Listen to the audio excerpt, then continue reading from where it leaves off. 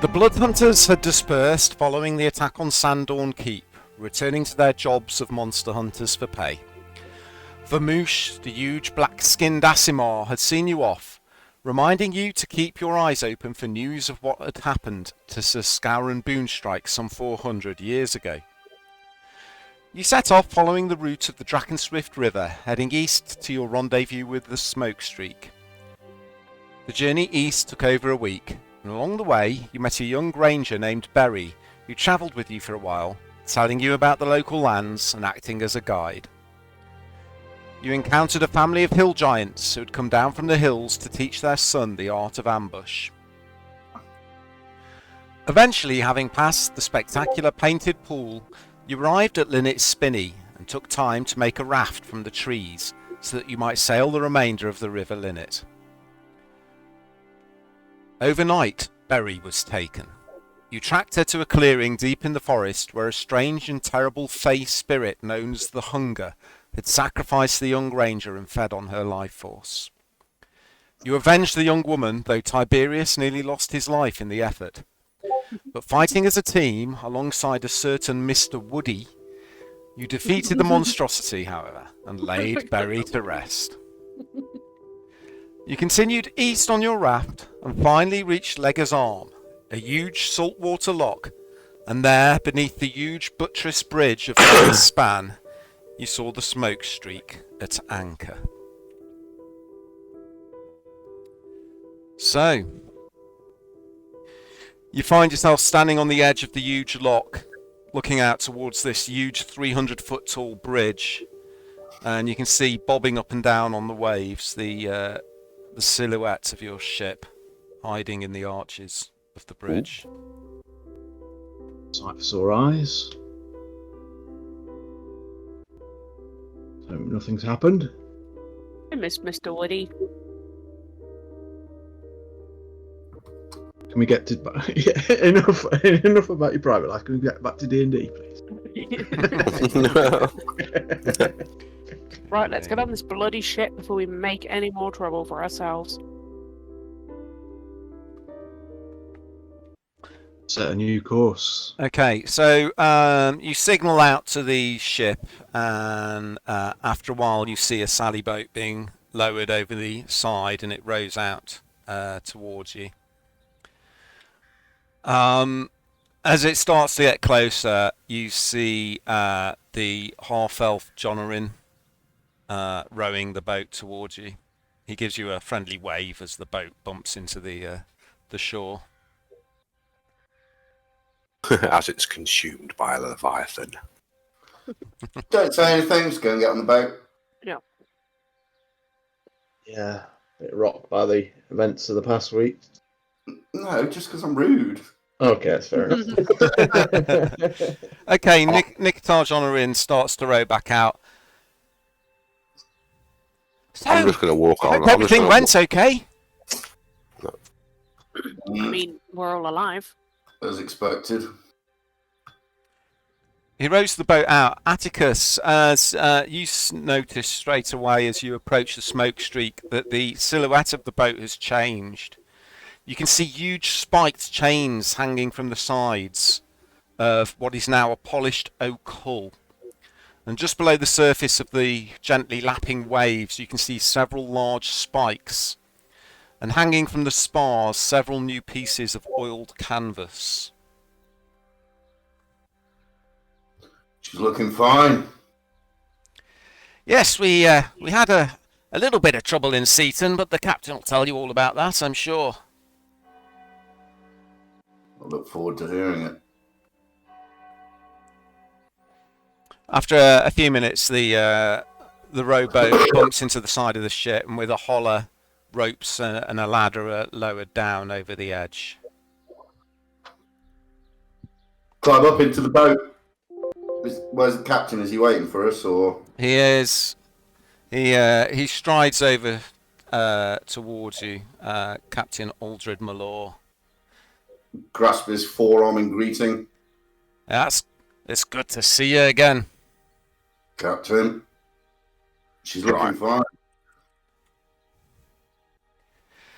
We had a few problems in Seaton, but I'll tell you about them over a mug of rum. You want to come over to me cabin and let me know where we're setting out for next? Just nod and go to follow him. Shoulder me pack. Okay. He leads you into his cabin and pours you out some mugs of rum. Gestures for you all to sit down. Well, I hope your journeys were as successful as ours were. We've had the ship outfitted as you requested. It cost us a little bit more money than we were expecting, though. Yeah. How come? Seaton were in a bit of a mess when we docked. Turns out the city had been the victim of a large attack over the last few days. A strong force had broken into the docks, forced their way into the city, and for some reason seemed intent on targeting the library there. Did they get what they wanted? The attack lasted several hours. They withdrew. They were fought off eventually, though many of the city folk were killed and many were taken captive. Maybe we should head to Seaton and see if there's... Speak to the librarians. If they're still alive. Turn around and look at everybody, because we know that they're looking for a certain book.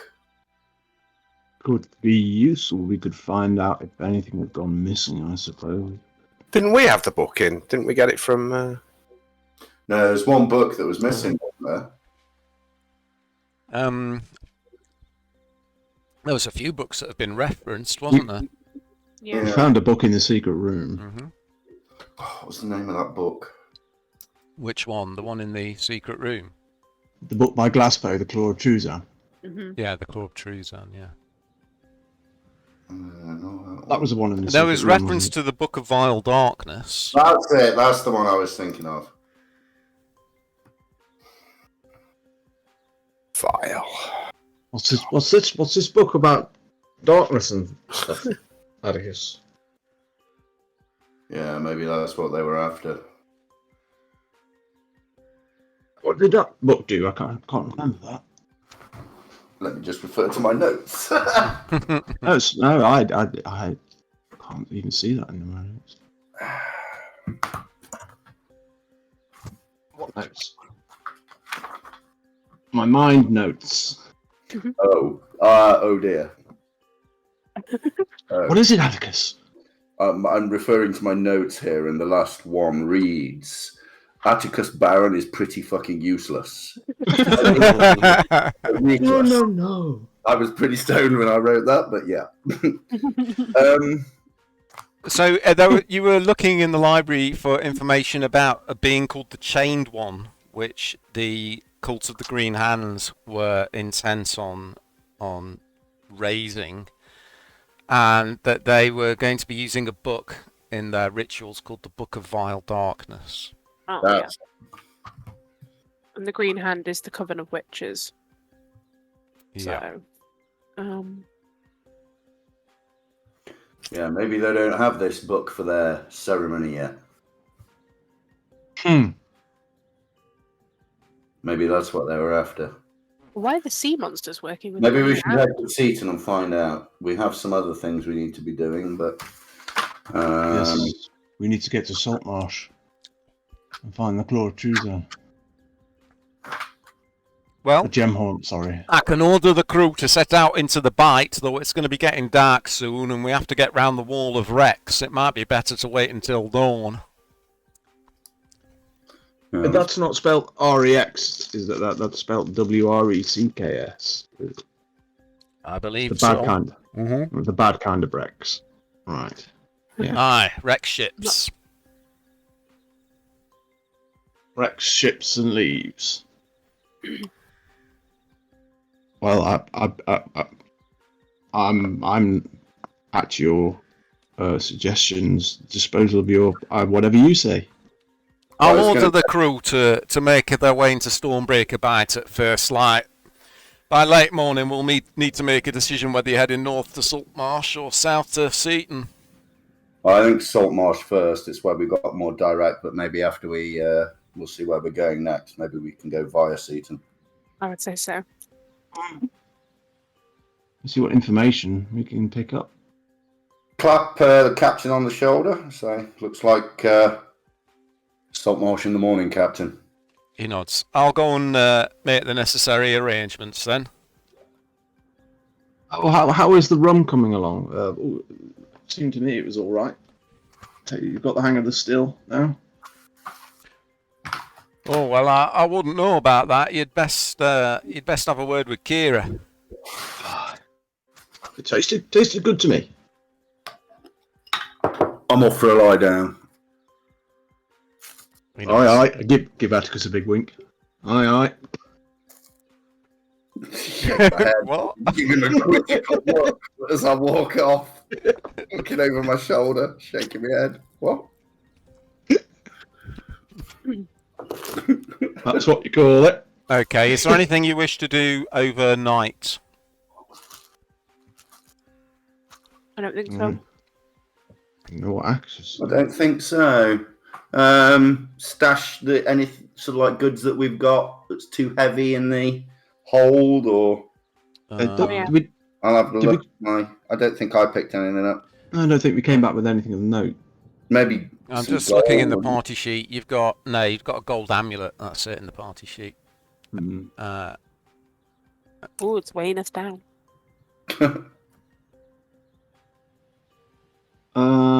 Tiberius, you all right, chap? I know this past week has been pretty rough. You and your order? Yes. Okay. Sorry, I'm eating pizza. You've caught me at a... There'll be no striding on the deck of this ship, Captain. Eh? What? You said at the start he came striding over to Atticus, and I will not permit striding on the deck of this ship. He looks at you and shakes his head. I scurry up into the crow's nest. Ignore he's been- Tiberius, he's drunk. I think he's been at the jalapenos again. I think that's the best way to deal with him. Aye. Okay, so no one wants to do anything. Nope, all good. Okay. All right. So you all go and get some rest. Hey, level up. You only rolled up like a session. It just feels like we should because it's been 6 weeks since we played. No, we didn't. We leveled up to 8 like 2 sessions ago. No, we didn't. GM? I thought Yeah, that you was the did. noise. I thought that was the noise. No, that then. was the long rest noise. Oh. Rodri, as you go to your room, just something that happens overnight is you pop in to see Kira to see how the stillage is going, and as you open the door to her cabin where the galley is, the first thing that hits your nostrils is the smell of charred wood, and you can see that one of the walls and one of the central posts of the wall is covered in charcoal. There's obviously been a big fire here. Kira? Oh, yes. Hello. What's happened here? We had a little accident with the stillage, Oh. or rather, Flotsam did, Oh. or is it my- Jetsam? I can never remember. Well, I trust you've kept him well away from it. Yes, I he's should not have seen allowed that. in here anymore. Oh, good. Godless. Thank you. But where is he now? Where does he? Oh, I Where don't is he? know. He'll be around somewhere. I don't know where he keeps himself. Right. Okay. Well, thank you for the update. I'll make sure if I see him anywhere near here, I'll let you know and kick him out. Oh, Okay. that rum tasted very nice, by the way. Good night. Okay, so you're awakened by the shouts of the crew and the movement of the ship beneath you as it starts to head out from shore the next morning and heads out into Stormbreaker Bight. The waters inside the bay seem quite calm and placid, but the captain tells you the reason for that is because of the wall of wrecks, a long reef that lurks just below the surface and stretches almost the whole width of the bay's entrance. It protects the bay from the rough seas beyond. It's lined with a long string of well-plundered wrecks. Oh, we're going back to Saltmarsh, aren't we? The northern end of the bight is defined by sheer cliff walls on which thousands of seabirds roost. But the southern shore is much shallower and forms the northern border of the Cerulean Empire. And you can see... Yeah. You can see dotted along the top of the southern coast tall, imposing watchtowers. It's a good picture. Look how flat it is on top. Well, that's because the waves aren't hitting the top of it. Hey, but look how level it is. I see. That's what you call a phenomenon. As the bay starts to widen after a couple of hours, the captain orders the ship to be slowed down and some of the canvas taken in as he navigates carefully around the line of wrecks that protects the bay. Crikey. It's going to be okay.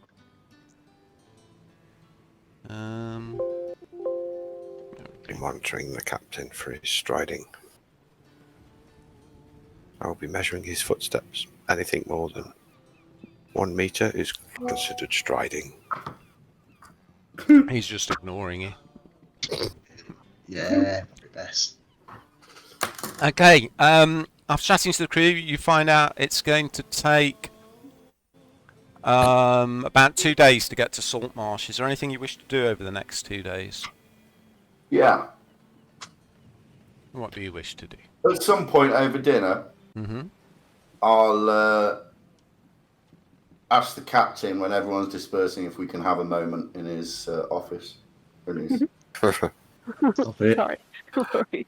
Aye, Source Commander. It's lonely at sea. Voluntary laugh. Okay, I'll wait for him to lead me there. Okay, yeah, he takes you through to his cabin at the back of the ship. Hold the seat on the other side of the desk and just look at him and say, "May I?" It's your ship, Commander. I'm offering the captain's seat. I mean, he's the captain. Okay. And I'm a Navy man, so I really respect rank. I'm not going to sit in the captain's seat when I'm not the captain. I might be the owner, but I'm not the captain. At sea, captain's captain. Okay. Well, he takes his seat with looking at you with a raised eyebrow, puts his feet up on the desk in front of it. Okay, I get up and go over to his drinks cupboard and pour us both a rum. Put one down in front of him and sit down again. So, what do you want to talk about? Not the weather, Well, I'm guessing. The world's in a mess, Captain. We have no idea what's coming, and we have no idea which side we're going to fall down on. I want you to keep your ears and eyes open whenever we dock anywhere. I want you to have the crew keep their ears to the ground, listen to conversations in taverns. We need to start gathering evidence to protect us. We don't want to be caught somewhere where we're caught in the middle of the hammer striking the anvil. You understand? I was under the impression that we were going to be the hammer, sir. Yeah, we're not going to be very good if we're non-existent. We've seen the capabilities of their ships, and I look at him dead in the eyes, and we know they far outweigh ours. As beautiful as she is, she doesn't go under the water, and we know theirs do. and that gives them a whole bigger playing ground than ours. He nods slowly. I'll have a word with Niktar. He's got a few tricks up his sleeve, that one. And when we're in port, he normally goes to the local taverns and indulges himself in his hobby. He's in the perfect position to pick up any gossip. Excellent. Thank you, Captain. We can't do much good if we're at the bottom of the ocean. And we have to admit our enemy currently is stronger than us. We don't know what they're up to, and we don't know their strength. Do we But we've even seen a know who glimpse. they are? We've got some ideas, but we don't know what that means. There's only one thing I trust in this world, Commander. The wind and my crew. I'd down my rum and turn the glass over and slam it on his desk. Never a truer word, Captain. Thank you for your time. You know, it's... He goes to feed his Walk pet out. octopus. Yeah, walk out. Okay.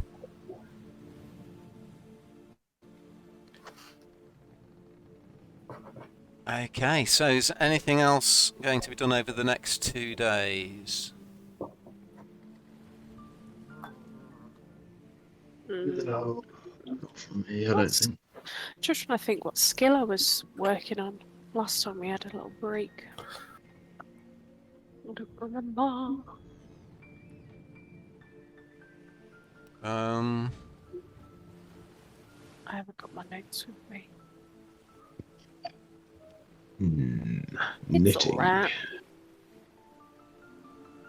Wrong way. I already What know. was, what I you know, did. you were. I remember you were learning herbalism off the gnome in Saltmarsh at one point. Yeah. That's okay. I'll flick through the books maybe that I've got in my inventory. See if there's anything else I can kind of pick up or learn or Okay. All right. So you go and look at your books. studying. Oh, yeah. I've still got that Hot Miraz spellbook. I might have a look in there, see if there's anything about Chained One, the Green Hand, the Book of Our Darkness, Gemhorn, Claw of Truzan. See if there's any Make an Arcana check for me. Arcana. Skills. Oh. Which way up? Do I hold the book? The wrong way based on that roll. Oh, good. It's a wizard spell book. It's written in what seems like a scientific language, but it doesn't refer to any scientific principles you're aware of. A lot of the words are very obtuse, have double meanings. You can't really get a great understanding from it. You don't find any specific mention of the Claws of Truzan or the Book of Vile Darkness. Useless. There's Stupid. various scrawled notes in the margins and little diagrams of runes and things, but they don't make much sense to you.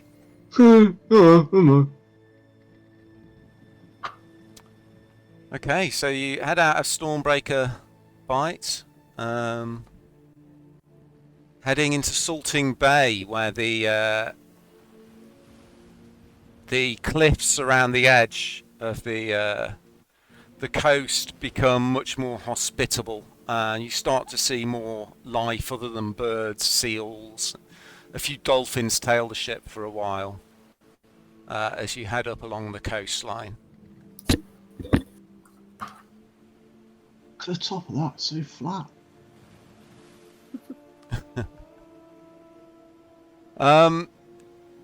But after a couple of days, just coming on to midday, you round the promontory and you see the familiar sight of the town of Saltmarsh stretching out in front of you. Feels like an Oops. eternity since we were here last. It's been a few months, I think.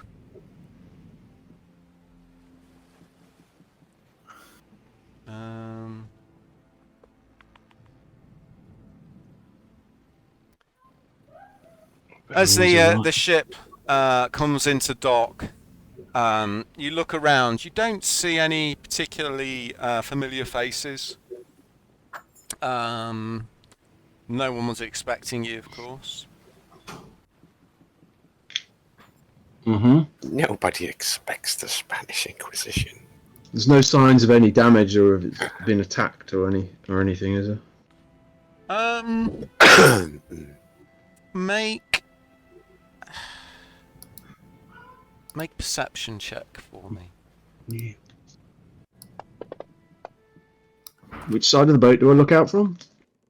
The wrong side, based on that one. Someone's stolen Saltmarsh! Where's it gone? Tap on the shoulder. Yeah, I mean, life here seems much as it was when you left. The docks are busy, preparing for the catch that will be brought in later in the day. There's a few little ships making their way up and down the Kingfisher River. People in the street moving up and down, but they all seem involved in their own business. I turn round to the rest of the gang and say, if anybody hears the slightest hint of a beating heart, just make sure you tell everybody. Our friend's here still, isn't he? The captain strides forwards across the deck. I'm going to choke him up. No. So, what would you like us to do while we're in town? Any idea how long we're going to be here for, Commander? Oh, that goblin's gone missing. Where is he? I don't I'm bloody know. not sure It's how probably long we're down going to in the be. old. We've got some old acquaintances to go and check in with. I think maybe a few days, but as ever, stock up rations on the first day we're in port, just in case we have to leave quickly. And I nod at him in reference to our conversation last night. Keep your eyes open. Aye, of course we will. Well, I hope your business goes well. I nod. I guess we go say hello at the snapping line. Yes, we must make an appearance. I could do with a drink. Okay, can everybody make a perception check as you head up past the council hall and market square towards the snapping line? Perception.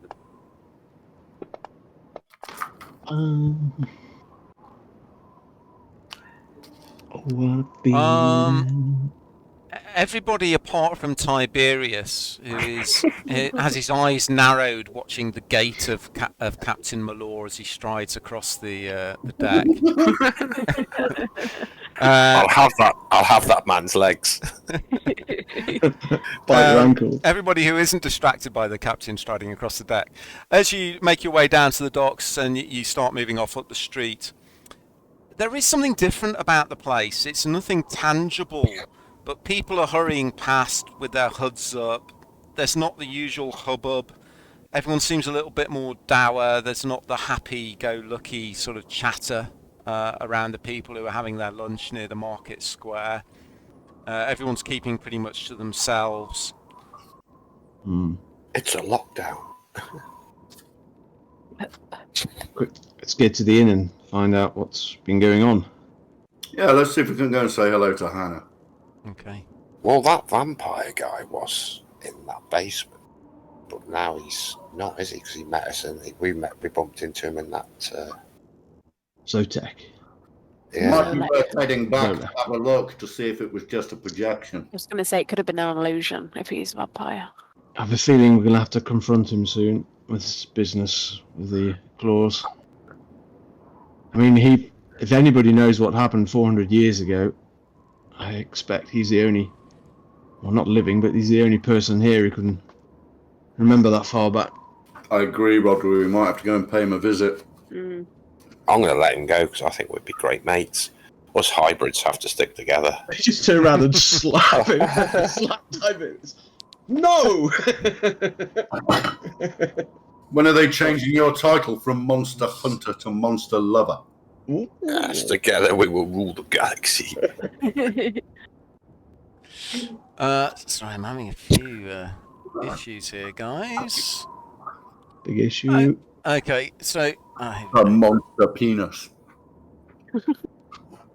Atticus. okay, you make your way. That- You make your way up to the familiar sight of the Snapping Line, the large inn built from the planks and hulls of half a dozen decommissioned fishing ships. And as you enter it, you notice that it's a little bit quieter than usual. You notice a couple of people, a couple of barmaids you don't recognise hurrying around carrying drinks. You do see Hannah over by the bar. And you see Ham striding around the common room, stopping at tables and talking to some of the guests in a polite way. He's walking around. He seems to be taller than last time you saw him. He's striding around with his hands behind his back like the little lord of his own little manor. He's wearing a beautifully embroidered violet velvet chest piece which has been embroidered with gold, and he's got a little blue cloak on, and he's just walking around just chatting to a few of the locals and smiling and then heading off to another table. Go sit down Okay. at the table. Not going to go over to him. Wait until he sees us. Okay, you go and sit down. After a few minutes, one of the barmaids comes up. Hello, can I get you folks anything? Have we seen her before, or is she new? No, you've not seen her before. I'll take an ale. Yeah, round of ales. Friends? Round of ales I'm buying. She sighs deeply. She's quite sallow of skin. She's got long blonde hair, but it looks all dry and unkempt. Her eyes are sunk, and she's got big black bags under her eyes. Her clothing, even her clothing is grey with very little sign of any colour. And she nods and runs off to get your drinks. She seems very down. How much am I fishing out of my purse? I believe it was 1 copper for an ale. Okay, 4 is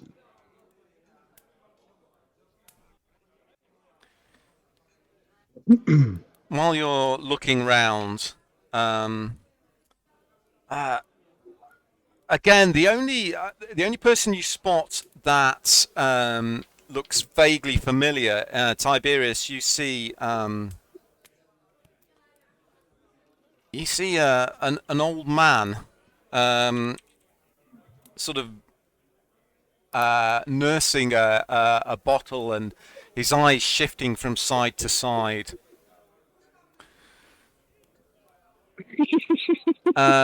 You know this guy. You've spoken to him before. He's the one who told you the song of Umberfang, and he's the local sot and drunkard. He's crazy. Look at their eyes. Sorry.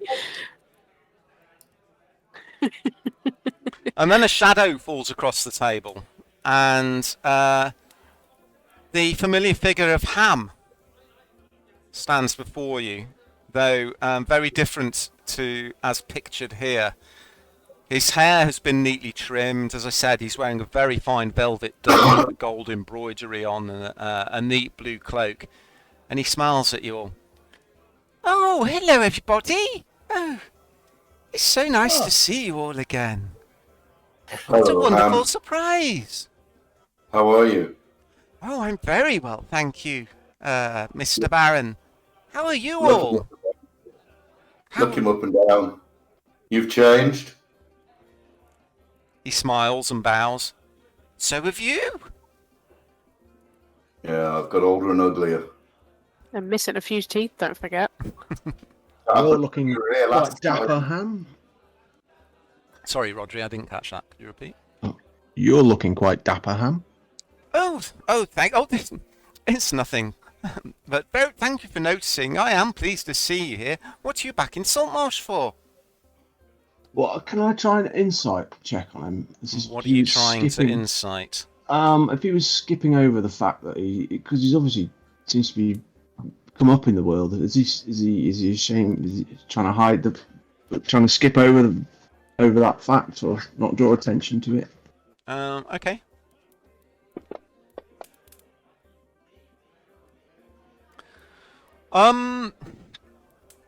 He's not deliberately steering you away from talking about it. He seems more interested in finding out why you're back than talking about himself. Okay. So, anyway, sorry, go on. Yeah, go on. Ham, let's Yes, talk Mr. about Baron. you more. You own this place now? Oh, no. Don't be silly. I just work here for Hannah. Ah. How come the rising station? Oh, I still occasionally wash the odd pot and pan. No, I just, I just help Hannah look after the place like I always did. Kill him. He gives you a smile, a really broad smile, but it makes you, as you look at him, your blood runs slightly cold. His eyes aren't smiling at all; they're completely dead. Not literally dead. Just for clarification, this being D&D, it could be, but it's not. He's not actually. We're back because we just came back to collect some stuff we'd left behind. That's all, and thought we'd pop in and say hi. Oh, well, it is lovely to see you all. I'm sure we'll catch up again soon. Oh, excuse me, and he kind of peers over to the other side of the room and waves at somebody and says, I just have to go and speak to Atala over there. It's lovely to see you all again. And then he wanders off. Let's catch up. As he wanders off between the tables, heading towards the young woman he was waving to, he kind of nods and smiles and waves to a few people as he walks through the bar. I lean over and just tap Atticus on the arm and just nod at him and nod towards Ham, as if to say I've noticed something too. A bit weird.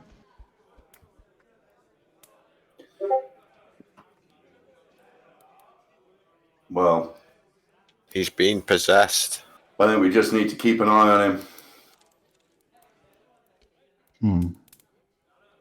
But if there is something wrong with him, I get to kill him. He has Down syndrome. Like you said, we can't trust anyone. I'm gonna tip that girl who brings our drinks. I'll tip her a couple of copper because she looks like she could need it. Oh, thank you very much, sir. That's very much appreciated. It's good to be back. She gives you a slightly wan smile and then hurries off to serve another table.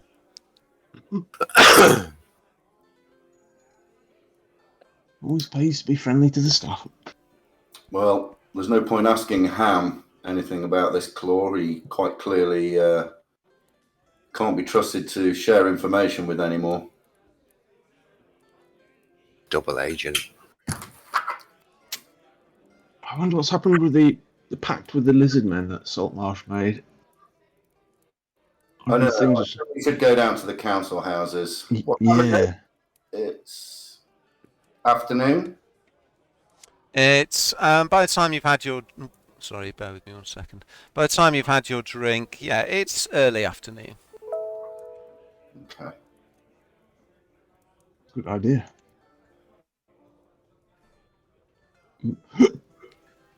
Oh, sorry, this ale's making... Okay, yeah, so you have your drinks and... yeah,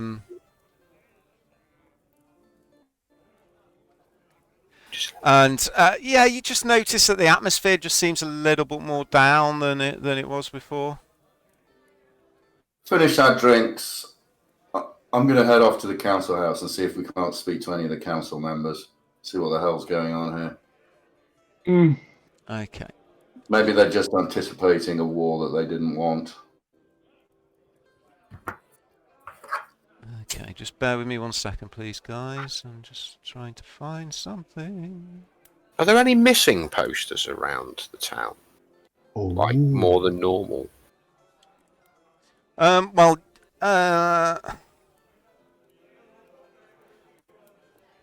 Yeah, there is a notice board in the tavern.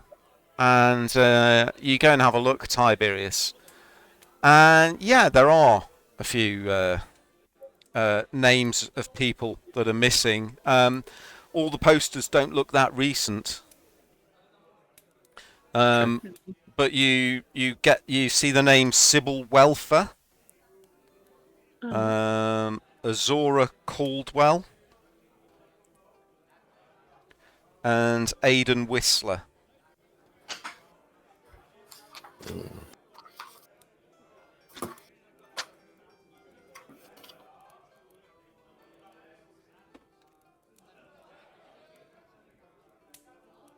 You'd think by now the lizard men would have probably established some kind of trade hub within the town.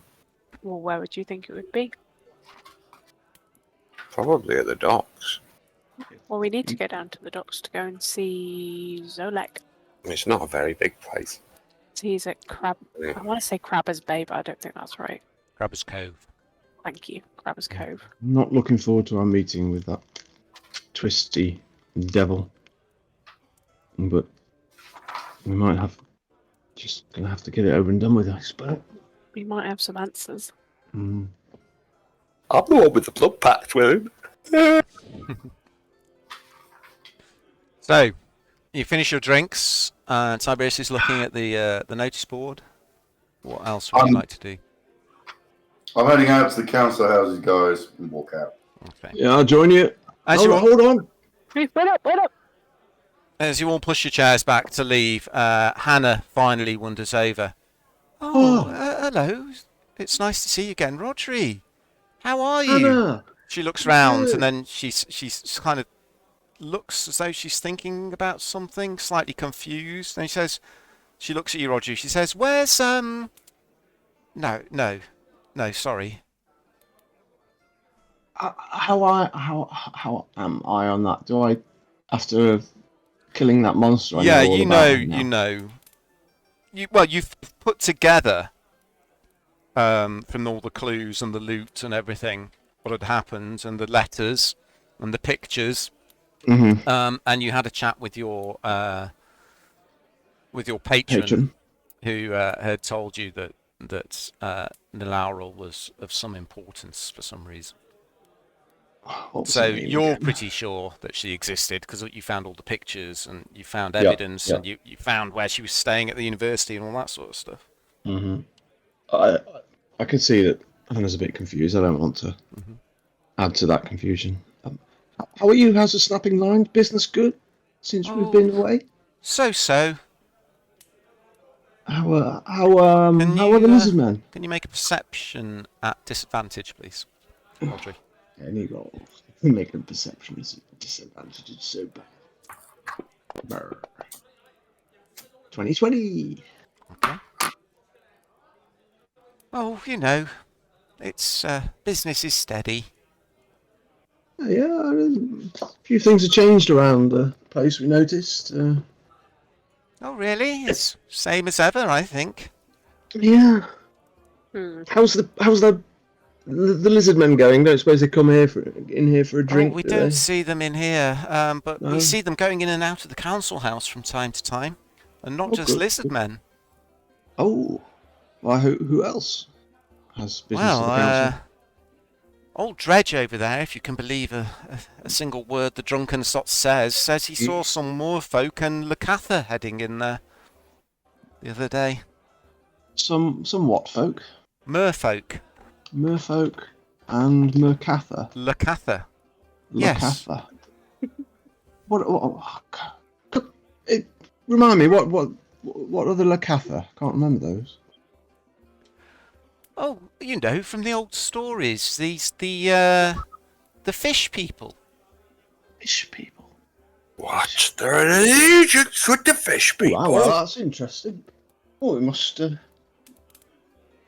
I must... Well, we've got business to take up. I must come back and we'll have a natter. We'll have a good old... We can have a drink and a dinner and... Oh, yes, that'd be lovely. Let's do that. Yeah. Definitely. Okay. Look after yourself. See you around. She looks distracted and then heads over to another table. What you lurking for? I catch up with Atticus. Okay. I'm going to stride after him. You stride after Atticus. Atticus, as you approach the council hall, the first thing you notice is, Yeah. as you approach as the large brick building, is that obviously a lot of the windows have been replaced from the Battle of the Birds, but those on the top floor still haven't been replaced and are still boarded up. The Right. second thing you notice is that the gallows in the centre of the town square outside the town hall now has a rope hanging from the arm of the gallows, which wasn't there before. Okay. And you also notice that there are 4 guards standing guard at the entrance to the council house. Before, there were no guards outside, only when you went inside. Go up to the council house and just go to open the doors. You go up, the guards lower their staffs in front of you to stop you going in. State your business. We're here to see the council. Name. Commander Baron. He looks round over your shoulder at the others. And this lot? They're with me. We with him. What are you doing, Derek? Let the man in! Commander! It is wonderful to see you back in Saltmarsh. Pushing through the thin crowd from the gallows, you see the figure of Gordol Thorne, the captain of the guard, striding up to you with his big belly hanging out over his belt. Good old Captain, how are you? I am well, thank you, Commander. How are you? You're a sight for sore eyes. What are you doing back in Saltmarsh? Well, we came back to pick up a few things. Got some loose ends to tie up. This place is weird. What's going on? Oh, not so much, really. We've had a few missing cattle, as usual, and a few fights over at the Empty Net. But nothing unusual in that, my friend. Anyway, I shall come in with you. After you, Captain. Thank you. He pushes his way past the guard with a glare, who suddenly looks very sheepish and steps to the side and leads you into the council hall. Good men. They're doing their job, Gordle. Well, they've had good person training room, of course. They don't, they'll never stack up against the Imperial troops, but, in such a rural place you can't expect to make diamonds out of coal, can you? I've no idea. I'm not a geologist or a chemist. I was using a metaphor, my friend. I rest my hands fondly on his shoulder, and I'm messing with you, Captain. You know that. He smiles. Fondling. He leads you down the corridor into the main room of the council council hall. As the large double doors swing open, a wave of noise washes over you of people chatting and talking. You see the chairs that were aligned on the stage at the back of the hall, in an arc of 5 chairs where the council used to sit, have now been moved. Over on the left-hand side of the stage, there are 3 chairs, and far across on the other side, there are 2 chairs facing each other. Mm-hmm. The next thing you notice is a few guards and people standing around. But you also notice some strange figures. You notice 2 lizard men who are talking animatedly with with one of the councillors, you know. If you bear with me 1 second. Eleander Fireborn. Oh, okay. You then see 3 strange creatures dripping water onto the marble floor below their fins.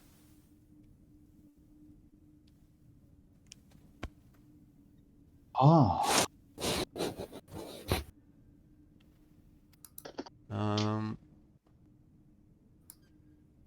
And then What the hell are they? Otter.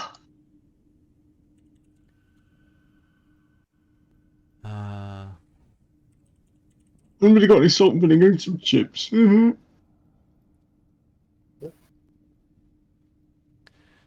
And then, if I can find him, you hear a voice from the other side, from the group that are talking with Eleander. Hey, dudes! And looking over, No. you see the sea elf Oceanus that you rescued from the ship outside the smugglers' caves many months ago. Nod at him. He gives Give you him a big wave. a smile and walks over with a swagger. Hey, it's good to see you again, dudes. What have you been up to? Oceanus. Sailing the seas, how about you? Oh, I've been involved helping to cement this alliance that you guys started to put together. And how's that going? The mood in the village seems more reserved. I don't know about that. I don't spend a lot of time in surface settlements, not most of the time. I wouldn't notice if anything was different. But it's going well. It's going really well, dude. This is good news. Hey, come on, Eleander will bring you up to speed. Just nod and follow him if he's wandering over to Eleander. Yeah, he starts to head over and beckons you to follow him. Off we trot. Yeah, follow with him. Okay. You head over. Let me see if I can find an image of Eleander as a refresher. So yeah, you see Eleander. He's talking to one of the lizard men, and as you approach, you actually hear him talking in the lizard folk language, and he's translating for a couple of the guards. You can see that he's tall and burly. He's got a peg leg, but he has the air of a seasoned soldier. He actually recognises you, Tiberius, because he was teaching you what language? He taught me Draconic. He taught you Draconic, didn't he? Mm. Ah, Tiberius Grey Wolf! How wonderful to see you! I say, good to see you again in Draconic. Ah, you've been practicing, I see. Oh.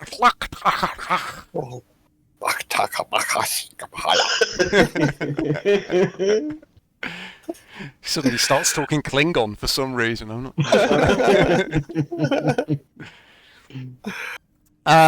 As he smiles at you. He says, "Allow me to introduce you to Garrett and Vith here." And he gestures towards 2 lizard folk scale shields who turn and bow to you, and they say in Draconic to you, Tiberius, "Greetings, well met." Likewise. Pleased to make your acquaintance. Hey, what's going on here, Chuck? You turn round to see the familiar figure of Ida, the council leader. I thought Ida Oland, is it? Ida Oland, yeah, and she smiles at you all as she approaches. Oh, Ida. Ms. Oland. She smiles and does a little mock curtsy. Hey, Chucks, it's lovely to see you again. Likewise. How have things been? Well, you've come at a An interesting time. Maybe we should have a little chat in private. Why don't you come to my office? I'm sure I can get someone to bring us some tea. I'll just nod. I'll catch up with you soon, Eleander. She leads you out of the main room. Oceanus is back in conversation with Eleander and the two lizard folk, and leads you off to an office down a corridor. In fact, it's the office where you first met the travelling road show of I've forgotten his name now. Too many characters. What's his son? Wildak Mithins. Mittinson, that's it. Yeah. Mm-hmm. Chucks, it's good to see you again. Things have been a little bit busy here, a little bit hectic. Take a seat. I'll get some drinks. Sit down. Okay, she potters around and brings over some cups of steaming tea after a few minutes from a kettle that's been hanging over the fireplace in the corner of the room. So, yes, quite a lot's happened. Things have been a little bit tense on the council, I'm afraid, since you left, Chucks. Gellin and Anders are on very poor terms, I'm afraid. I don't know if you remember, but Carmilla, Anders' betrothed, was you. Well, I think you were partly to blame. Not really, but you uncovered that she was having an affair with Gellin shortly before she was murdered. Yeah. Yes. Well, they haven't really made up. It's made things a little bit difficult. They're two of the most powerful men in the town. We're both with important business interests. The mood here seems more tense.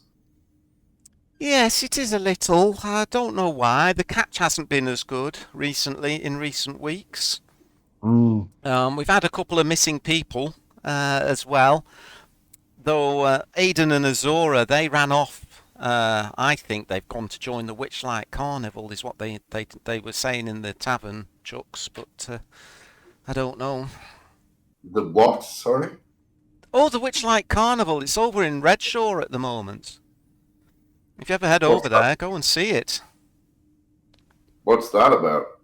Oh, it's a fabled sort of circus and travelling carnival and fair.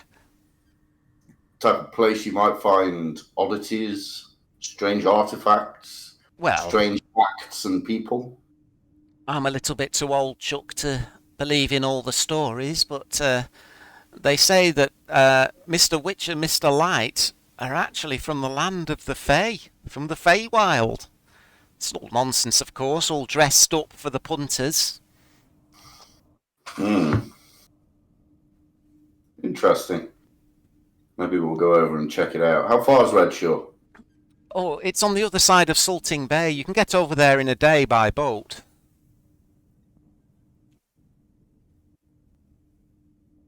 How's the Alliance going? Well, it's going well. It's been a little bit held back by the split in the council. I've tried to keep in the middle of things, you know, Chuck, but Gellin and Anders still aren't talking directly to each other. But things have moved forwards. Does that explain the chairs on the council stage over there being partitioned? She nods, frowns. Aye, they won't sit together. Oh dear. They don't even like being in the same room. But what I can tell you is they'll both be in the same room tomorrow, because we're launching an assault on our enemies. Our first action as the Alliance. In fact, your arrival at this time might be quite fortuitous if you're willing to help us, Chucks. First action? What is this and where is this? Well, you know that the recent threat by the Sea Devils, you uncovered it yourselves. I'm aware. And we've been working for many weeks on developing the new alliance after you made the initial introductions. There's been further attacks by the Sahuagin on our shipping. So Sea where's devils. this battle going to take place? This attack. Well, we're On the announcing the sea or on the plans. land? We're announcing the plans tomorrow with a special meeting. You're welcome to join. I think we What might. time? Midday tomorrow. Chucks. Mm-hmm. It's always a pleasure to see you, Ada. You too. I'm glad you're back. The town could. I don't know if it needs more adventure, but it certainly needs a bit more life. I understand. Hopefully we won't bring any. Look sideways at Tiberius.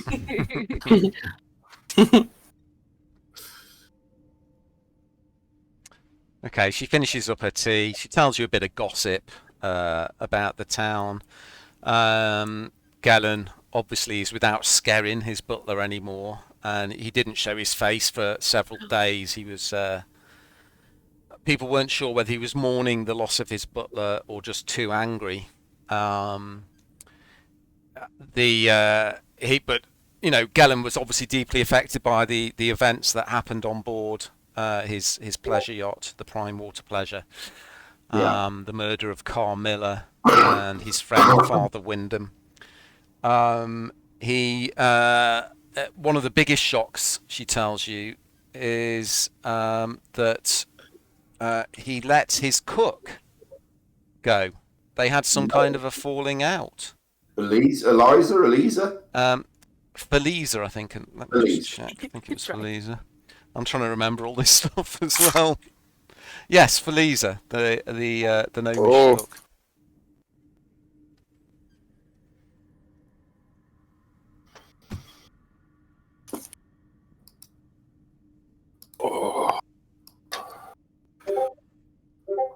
So,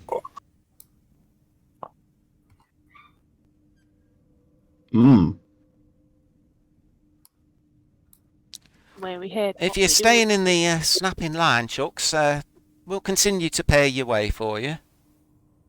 You did enough for this town when you were here before. I don't think we will be. We have our own accommodation. She nods.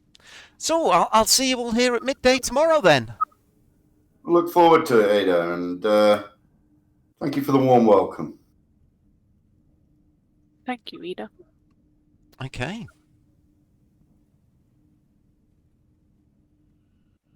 Okay, you finish your tea and head back out, and Ada heads to finish off the last-minute preparations for the meeting that's going to take place on the next day. Right. Excellent. Let's get out of their hair. I wonder if it would be a good idea to maybe take a trip down to the graveyard. If there's an undercurrent of something not quite right here, then maybe someone with one foot in a different realm might know. What was the name of that chap at the graveyard? The big half-orc, wasn't he? Crag, Right. also known as the Scholar. The scholar. I'll come with you. I want to head into the Anders household on the way through. Okay, yeah. The Anders household's that kind of long one, isn't it? The big It long is. one. Anders heads Solmore, from yeah. northwest, southeast building. That Yeah. one, isn't it? It is. If it's on the way, yeah, we might as well stop there first. Then. Yeah. Okay, what are Tiberius and Kat going to do? I'm slipping away.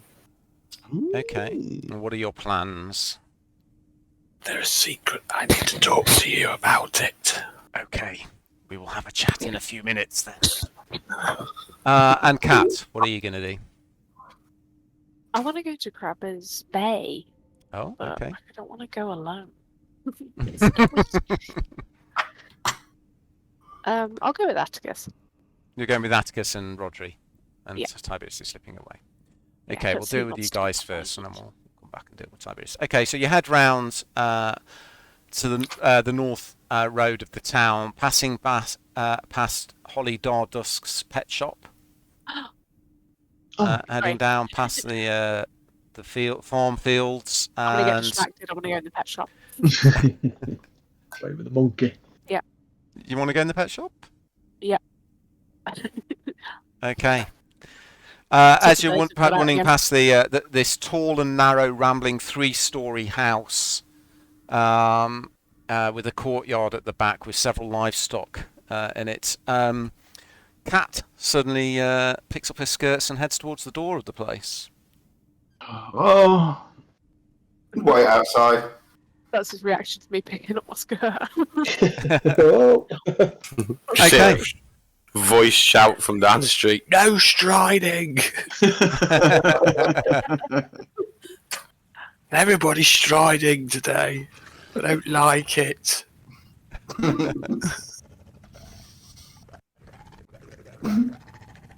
Okay. You head into the pet shop. There's a couple of old ladies in there. One with a canary that you recognise from the last time you were in here, and another with a large dog that just sits there. And as you come in, it just growls under its breath at you. Just doesn't take its eyes off you as you wander in. Holly is chatting to the old lady. Again, the atmosphere in here isn't particularly joyous. There's no laughter, just quiet talk. What's going on with the town, Holly, love? Oh, she turns around, looks confused for a moment, and then raises an eyebrow. Oh, you're back. Well, it's nice to see you again. Nice It's to see you too. Cat, I think. Yeah, cat will do. She just turns to the woman. Yes, just give him half packet of these seeds once a week, and he'll turn out fine, Merrill. Oh, thank you, Holly. The dog is continuing to growl at you as Holly takes you by the arm and steers you towards the counter. So you're back in town then?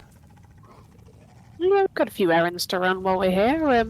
The townsfolk seem to be a little bit iffy. She nods. Look, and her voice lowers, and she leans in towards you. Saltmarsh has always been a little bit of a strange place. Strange things and strange people have always been drawn here. But the birds tell me that there's something else, something dark, has arrived in the town recently. Do the birds say anything else? Oh, you know what birds are like. They never shut up. Care to share? There's Maybe I something can do something. dark been strolling the streets of the town at night. At night, you say? That's what the birds say. Anywhere in particular? I'll stroke the bird. Yeah,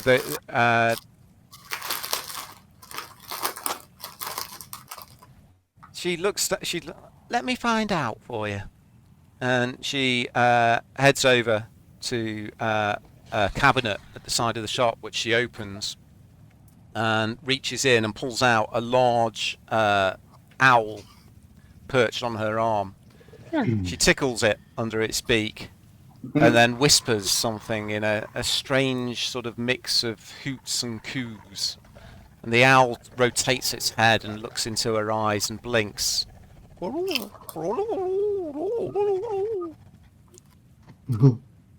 She wanders back over to you.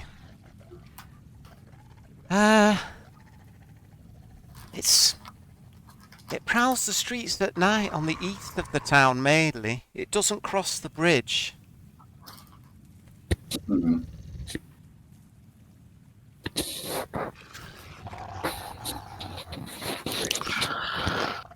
That's because it can't cross running water. Ooh, that sounded weird. Whoa, whoa, whoa. Well, things Thank you, Holly, love. That's very useful. Oh, you're welcome. It's nice to see you again. The birds are all very grateful for what you did last time you were here. Surprised they don't hate me after trying to catch them with the cage. She smiles. She doesn't break out into a full laugh.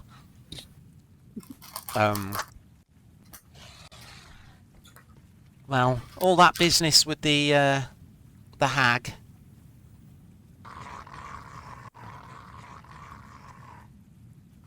Right, I have to go and see to Fang now. Yeah, he doesn't seem very happy to see me. He's I never best be very off. happy. And she walks over and kneels down in front of the dog, and she goes to stroke it, and the dog sort of the dog snaps at her hand. Fucking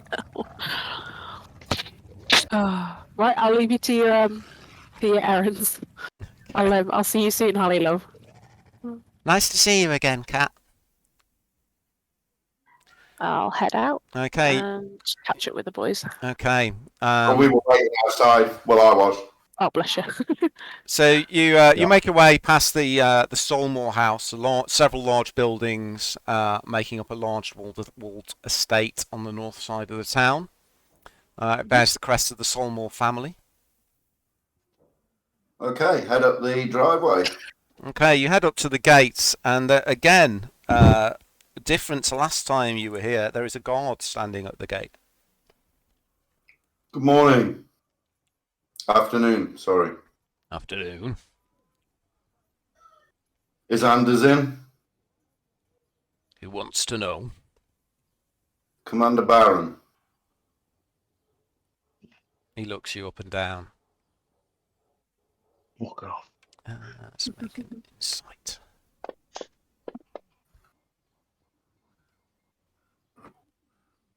Wait here, please.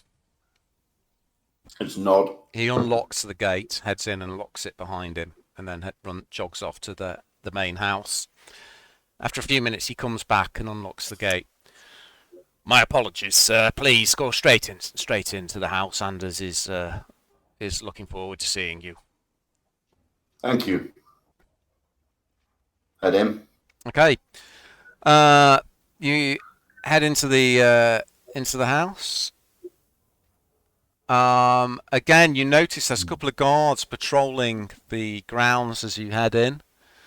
But you head into a reception area. Off to the west, there's a large crackling fire, and sitting in an armchair in front of it is Anders Saltmarsh. He still has the young, boyish, good looks that he had before. And he still has the ready smile on his face.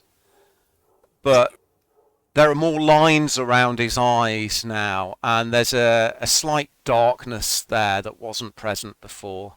He's not the naive young man he was that you first met. Okay. Oh, my friends, it's good to see you. Please, come in. You can go in. Okay. Anders. It's so good to see you. Drinks. Let's get some drinks. This deserves a celebration. He stands up.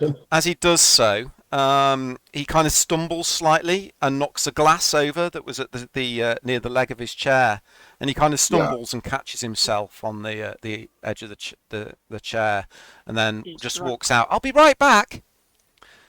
As he walks, there's a very slight sway and stagger to his steps. Yeah. What's on? Has he been drinking? Has he got a glass on the table and a bottle? Yeah, there was a glass Not anymore. on the floor near the foot of his chair. Ah, dear. Wait for him to get back. You wait a few minutes. In the distance, you hear some glasses being broken. Oh, fuck! And then some more clattering. And then he comes back in with a tray with a big bottle on and several glasses, and he sets it down on the floor. Help yourselves. Oh, it's great that you're back. Pour myself a drink. Are you coming to the meeting tomorrow? Do you know about the meeting tomorrow? Yeah, we're coming to the meeting tomorrow. Oh, great. Oh, good. Why has everybody got guards nowadays, Anders? What's the fear and worry? Well, you know, just people looking after themselves, I guess. There's been a few people gone missing, and then there was all that business with, well, you know, just I didn't know. feel safe here on my own. I understand. Still hurts, huh? He I- gazes I- into the flames for a minute, and so, but he's sort of gazing into the middle distance. He's not actually watching them. And then he kind of shakes his head and he looks back at you. So tell me about all your adventures.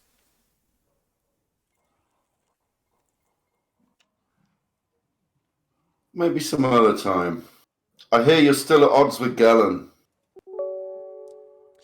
His ready smile immediately drops from his face and he frowns. Oh dear. Well, I think I have good reason. I thought he was my friend. Politicians who work together don't have to be friends, you know. No, they don't have to be. And we still work together on this alliance, the greater good and all that. That's not so much what I heard. I heard it's difficult you working with Galen. Didn't say it was easy, my friend. Well, pat him on the knee. Just remember that, eh? The greater good. He nods. You're a big man, I know that. Meow. He nods, stares into the flames for a minute again, and then he looks back up at you, and all of a sudden the smile is back on his face. So, how was Keemouth? It was Keemouth you went to, wasn't it? Oh, I've never been. I'd love to see the place. It was indeed. You spend a few more minutes just chatting. He doesn't seem to want to talk about anything serious. He's Okay. constantly changing the subject and, you know, just thinking back on happier times. Indulge him for 10, 15 minutes. Yeah. And then make our excuses. Nice to meet him and all that. Okay. Nice to see him again, should I say. There is nothing but death outside of Saltmarsh. When we're outside, on the way to the graveyard. Yeah. So, guys, when was the last time that a whole village seemed weird? Yes. When nothing was real. We need to keep on our wits. Yes. Let's sorry. Yeah, let's head over to the graveyard. Maybe my Okay. friend there can shed some light on it. You head over to the graveyard, and the sun is starting to fall down in the east. In the west now. As the town cemetery stretches out before you. It's still well kept. And though many of its graves are little more than memorial stones for those who died at sea and whose bodies couldn't be recovered, there's still an air of peace around this place. And sure enough, you see the figure of Crag confidently striding across the graveyard in his tall velvet top hat and long coat, a shovel slung over one shoulder. No striding. He stops, tilts his head to one side, and then slowly turns and looks at you. Oh, you have returned to see Crag. Indeed we have. Indeed we have. It's been a while. He puts his shovel down and stands there with his arms hanging loosely by his side. It has not been so long in the grand scheme of things. But it seems, despite the short time, that things have changed around here. Things always change. It is the way of things. The arrow of This- time cannot be stopped. We are all dying. All of the time. Yeah, but I don't think this changes for the best or part of the natural flow of things. Have you noticed anything? There is a darkness in the town. It is a darkness that you awoke. Yeah, fucking vampire. I think Atticus has got the gist of it. Zolek. There are older Mhm. things than the town in this place. Before this town, there was the temple. Before the temple, there was the forest. And before the forest, there were the stones. Something is here from the time of the temple. That would make sense. Did we find a temple in Crab Cove? The darkness you awoke had been trapped for centuries in the temple. Yeah, Damn it. that was the time. It So has he's- now been set free. It's our fault. We didn't set it free, Rodri. Somebody did though. And he's the thing prowling at night on the east side of the town. How can we make this right, Crag? You cannot. Not yet. Were you to confront this thing, you would surely perish. But there is hope. Things change. Time's arrow speeds forwards. And whilst we are all dying all of the time, we are also getting more experienced. And that experience may help you when you finally confront the beast. Yeah, we'll level up. Yeah, I was gonna say.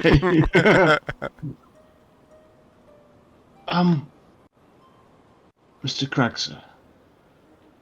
Have you heard of someone called, and you are a scholar of great repute, someone called Sir Scouron? At the time from Sir about 400 years ago. Boonstrike came here 400 Yes. years ago. It was a cloudless day when he arrived. There had been some rain early in the morning, but it had soon cleared up by the time the Blood Hunter arrived in town.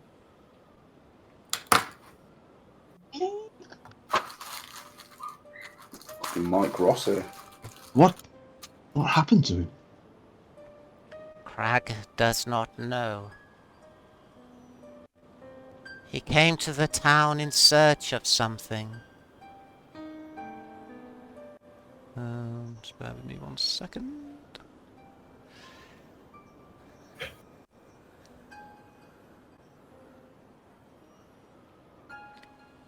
He spoke to the elders of the town at the time. There is a prophecy. And he pauses, and he reaches into the pocket of his long coat and draws out an old, dusty book. Its pages are tattered and yellowed with age. As he opens it up, dust just seems to fall off it. It looks as though it's about to fall into pieces. Oh yes, Crag's prophecy. And he points at one of the pages in the book. If you would care to read that out, Rodri? Prophecy 316. In the year 5786, when the great flood washes over the marsh of Salt, the lost commander will be found.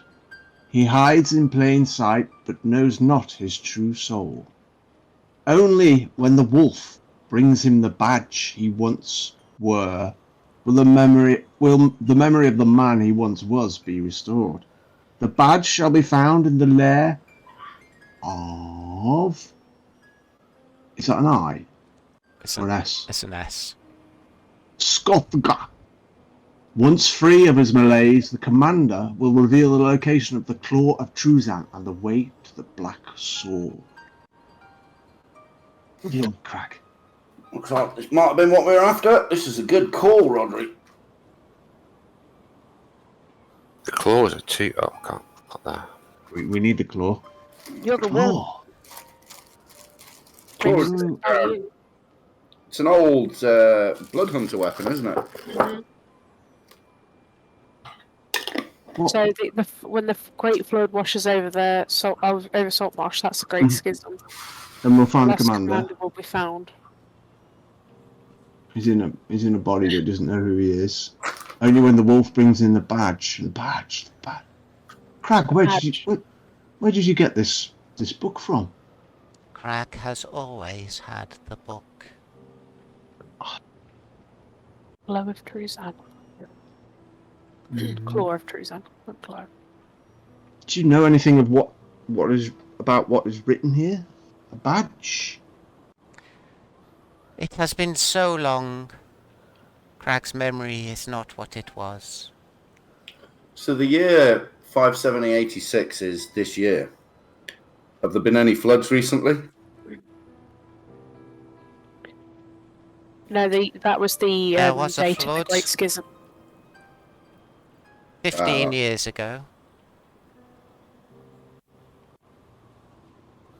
No, the wrong. current year is 5786. Oh, sorry, my apologies. And it says on the thing, the prophecy, in the year 5786, when the Great Flood washes over the marsh. So there's a flood due then. How do we put this in our... right. Add entry to the player's journal. There's a little button in the top right. I think I can put it in your journals for you if you want. Or Yeah, you can please, drag yeah. and drop it into your journal. It's journal. Oh, did that work? That might not have worked. Rag, I want the book. From the No, I got library. kind of weird thing. Give me the I book. just clicked on it and it worked. It put it in there. I just clicked on that bag and it worked. Damn you! New entry. It's not at the bottom. It's right in the middle of my list of things in my journal. Prophecy. Oh, yep. You are You got right. it? Yep. Cool. Yes, alphabetical. Yeah. Prophecy 316. That's the one. Beautiful.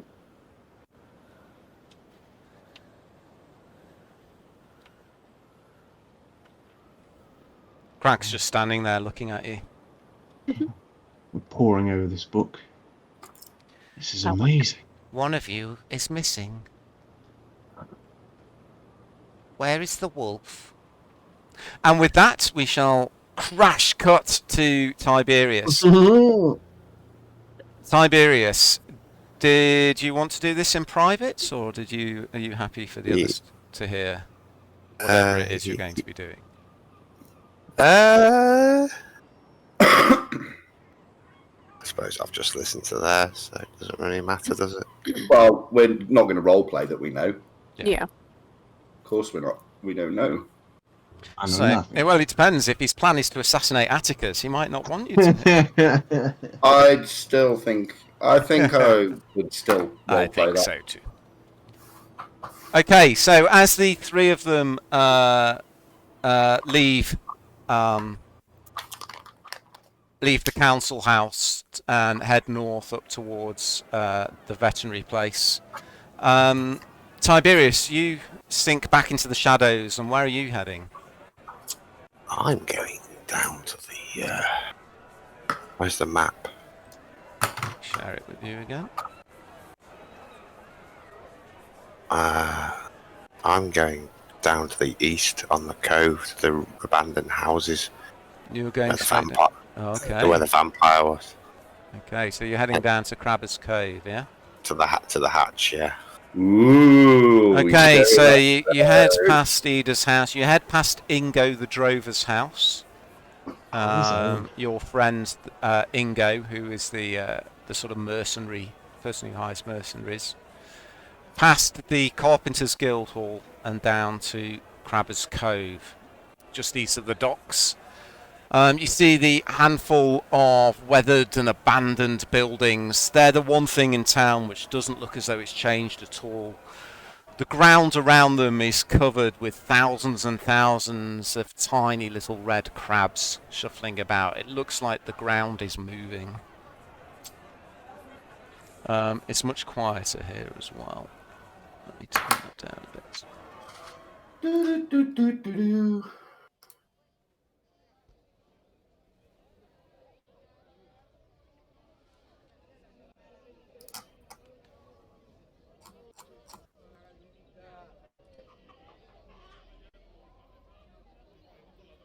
So, Tiberius, what would you like to do?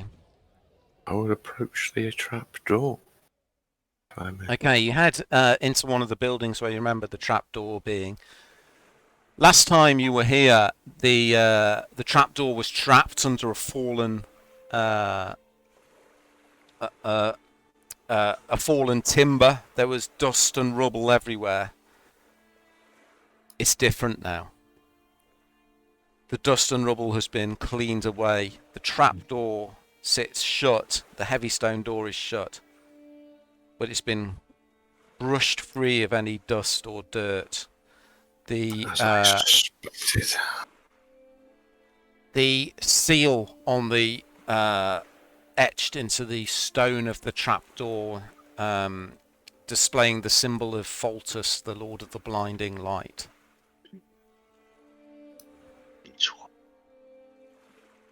I'll open it. Okay. You reach down, you grab hold of the ring on one end of the trapdoor, and you tense all your muscles, grit your teeth, and you heave up with all your strength, and it just flies open easily. Whoa. Right, you're going to have to bear with me a second. I wasn't expecting anyone to come here quite so soon.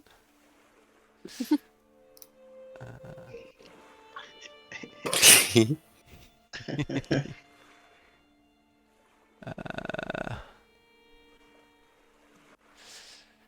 let me see if I can find it here.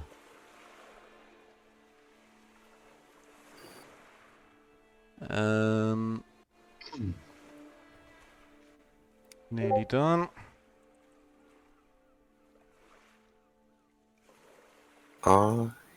Well, The stone steps cut into the wall like a ladder reach down into darkness below you. I will transform as well. Okay. Oh, he's going for it.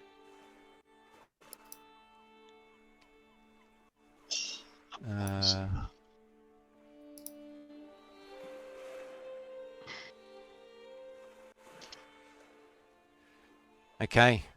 You transform and drop down onto the stairs, which have been cleaned up since last time you were here.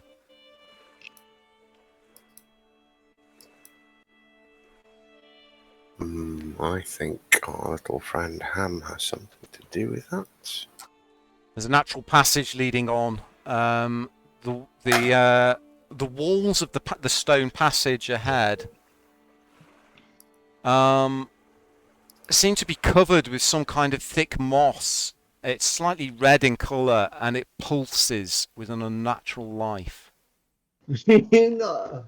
Hammer's become Renfield. He came down here and let him out.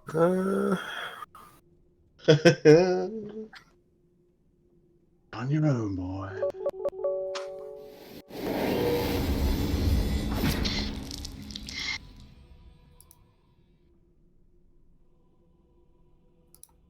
Yes. He's thinking shit. No, not at all. Okay. Oh, not sure what happened then, sorry. Yeah. You make your way towards the gorge, you remember. The place looks very different to the last time you visited.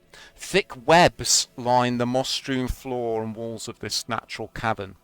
Water drips from the ceiling, seeming to worm its way between the seams of your clothes and armour. Ahead you see the gorge, but now instead of being filled with fire and smoke, it's full of deep, dark water. On the other side, the old seal still glows, but now with a sickly green hue, rather than the blue electricity of your last visit. The old glyphs are gone, but there is something more sinister standing in the way.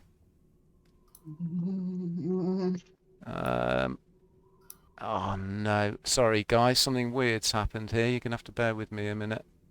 It's all right. Let me just, I'll show you in a minute I'll show you what is standing in the way.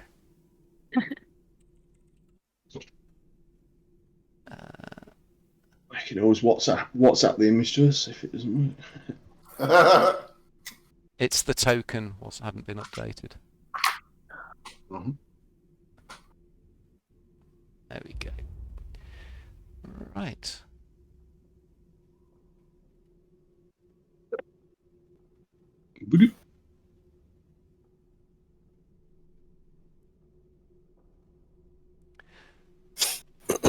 Hovering above the water by the bridge is a creature made from the thick liquid below it. The liquid runs over its body and over its form, forming tentacles, ribs, a pulsing heart, a creature of blood. Ew. It's not doing anything.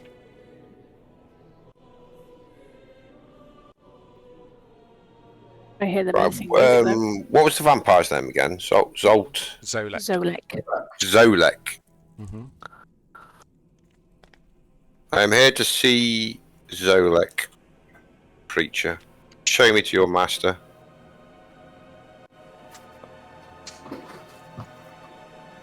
The creature raises all its tentacles. It points them all at you, dripping blood from each long, twisting, prehensile arm. And then it slowly sinks back below the surface of the what you thought was water, but isn't. Dead.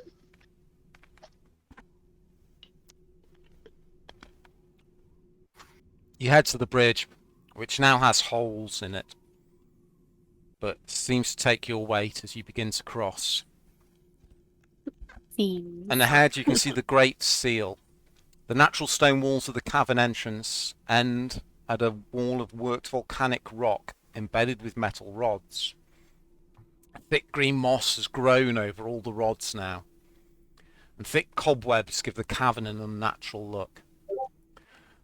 Where before there was an open entrance, an ornate wooden door now leads north through the wall.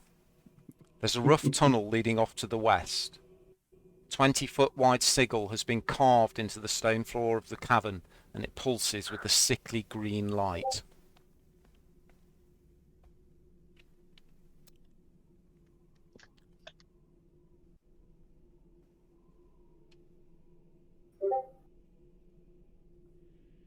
Oh, I miss Steve.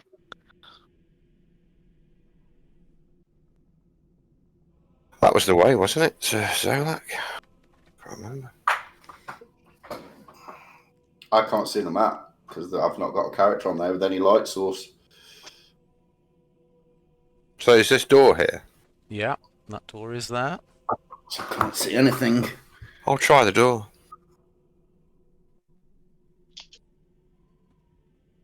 Okay. Bear with me 1 second.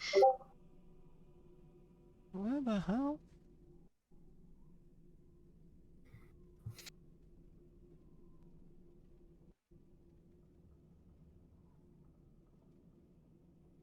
Okay. The door opens.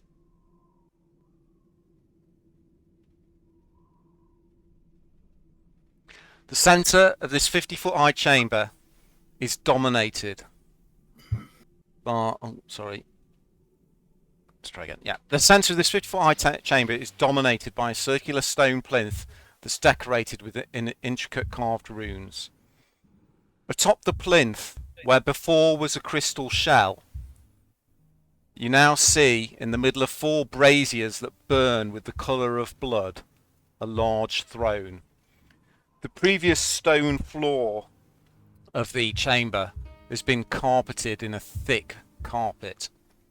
Curved stairs lead down from a stone balcony at the southern end of the room, and there are doors in each wall.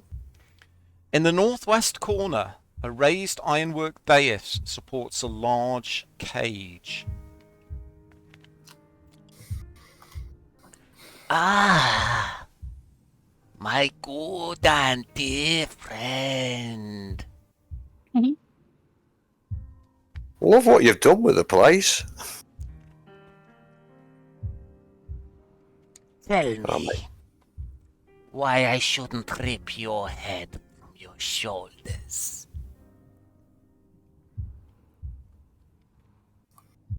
Might not be able to. Because I think we have something.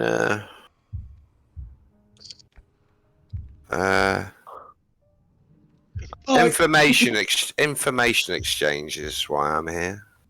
You certainly have something of mine, my dear and good friend.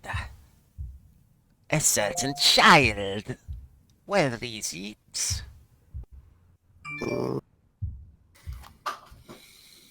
How about an exchange?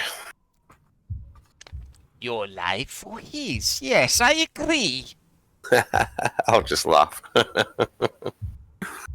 I'll make my way down the stairs. Okay.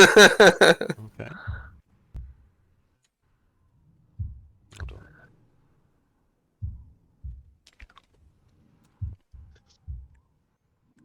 I must admit, my friend, your bravery in coming here surprises me. It Well- is either bravery or stupidity, but I do not think you are stupid, my friend. Well, I've got a prophecy of my own to fulfill. And I might need your help to do it. And then in exchange, I'm willing to help you with your prophecy. We had an agreement before. His eyes suddenly flare red. The smile has gone from his face. You were to bring me the drow babe. Lots happened. The only reason you are alive now is because I know you have it hidden somewhere. Where is it?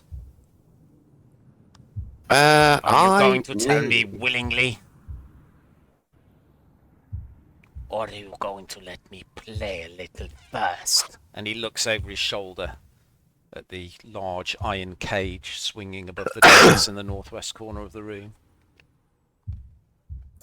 Neil wasn't expecting you to turn up, Tiberius. I reckon you could kick his ass.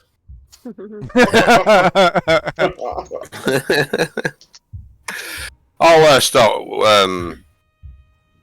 I'll walk over to the cage. Okay. I don't like this new version of Zolak. The Shit! I've closed the map. I've closed the fucking map.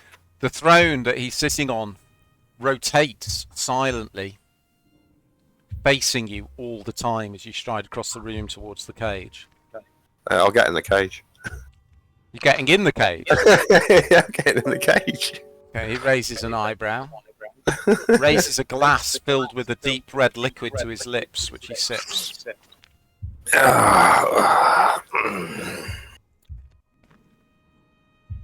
Now, if you would care to lock the door and throw the key over here. Okay, I'll lock the door, throw the key over there. What are you doing? Not sure, I'm winging it. It's a bold plan, Cotton. No, I like it. I like it. He stands up. Polywayne, where are you?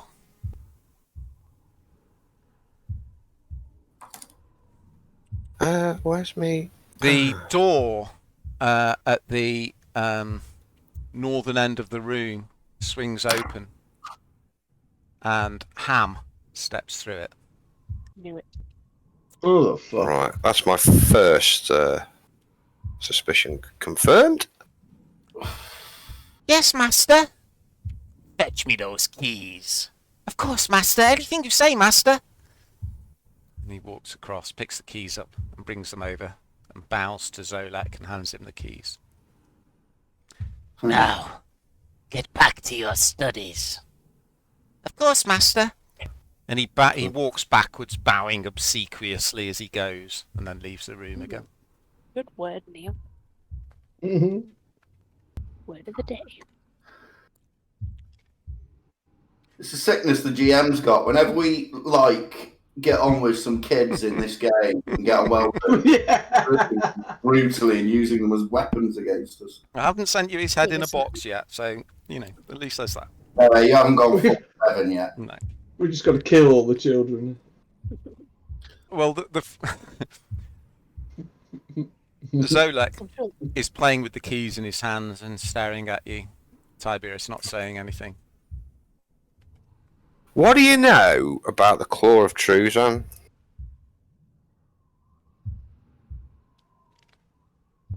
He stares at you, not saying anything.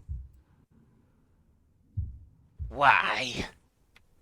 You've been around the block a bit. Thought you might know perhaps the location of it. Ah, my good and dear friend, you misunderstand me. I do not mean why do you seek the Claw of Truzan. You are a blood hunter after all. What I mean is, why should I tell you? Why? Because I'll tell you where the child is.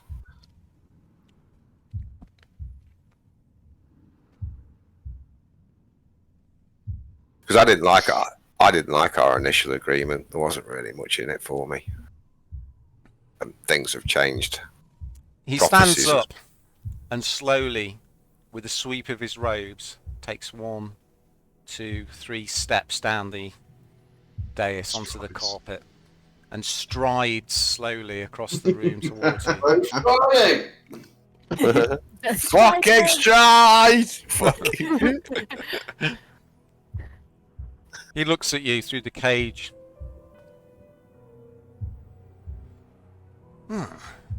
Interesting proposition.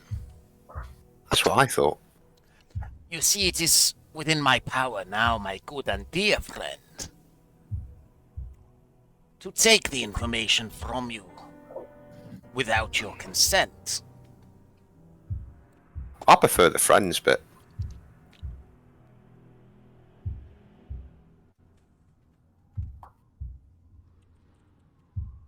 When I'll give it willingly. He looks at you, leaning forwards.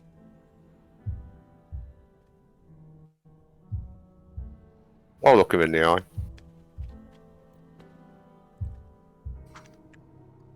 Make a wisdom saving throw. Ooh, I get advantage on them.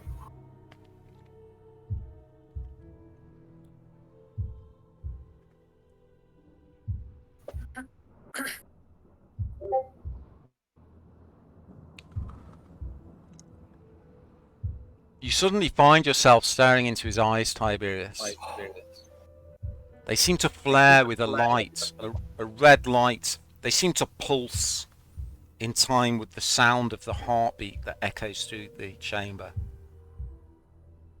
And before you realise what you've done,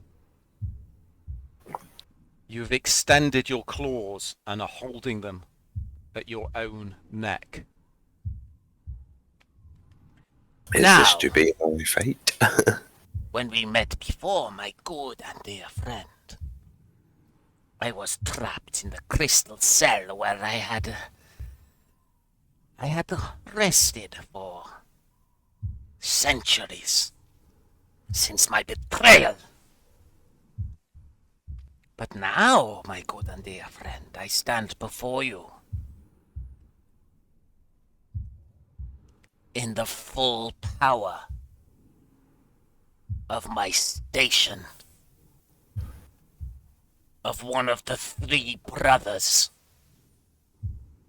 of Granny Nightshade, one of the oldest beings to walk this land. I have come once more into my full strength, and I could swat you like a fly. But my good and dear friend, you amuse me. Well, I did kind of come to the conclusion that you would be in this form, and who am I to stop you? Which is why I seek the trade of knowledge. It is futile for me to run while I lock myself in this cage. He nods and turns his back on you, thinking for a moment. As he turns his back, your body is flooded with relief as your hand comes back under your own control and you withdraw it from your neck. He turns back towards you.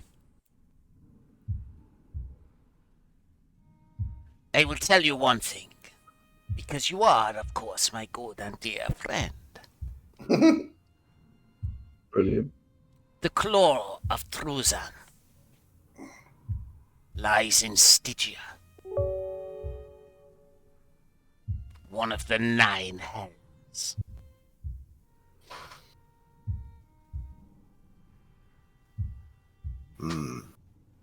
I would tell you how to get it as soon as you bring me the drow babe.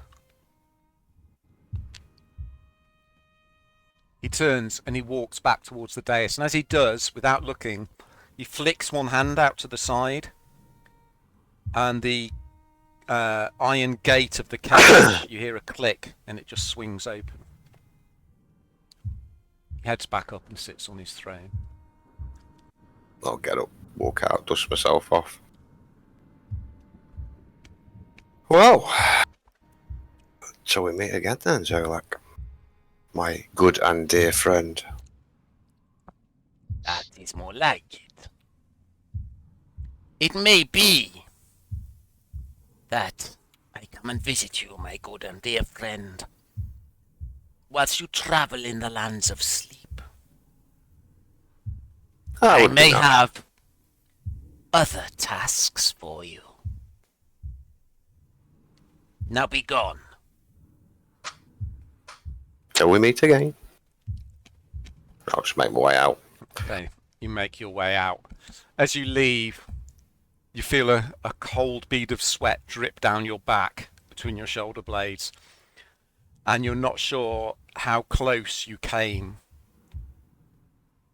to death, but you feel closer to it than you've ever felt before.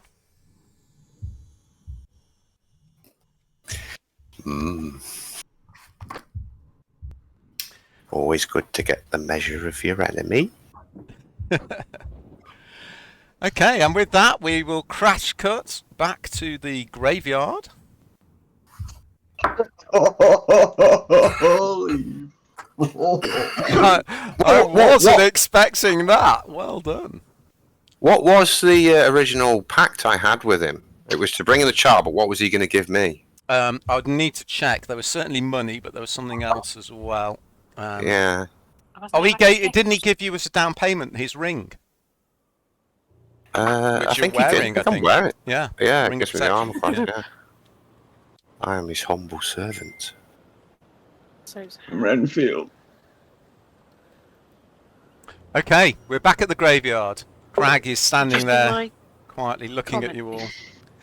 I did see your comment, Kat, and Tiberius. Yes, you can definitely have inspiration for that. I will mark it on your character sheet for you. Mm-hmm. Good call.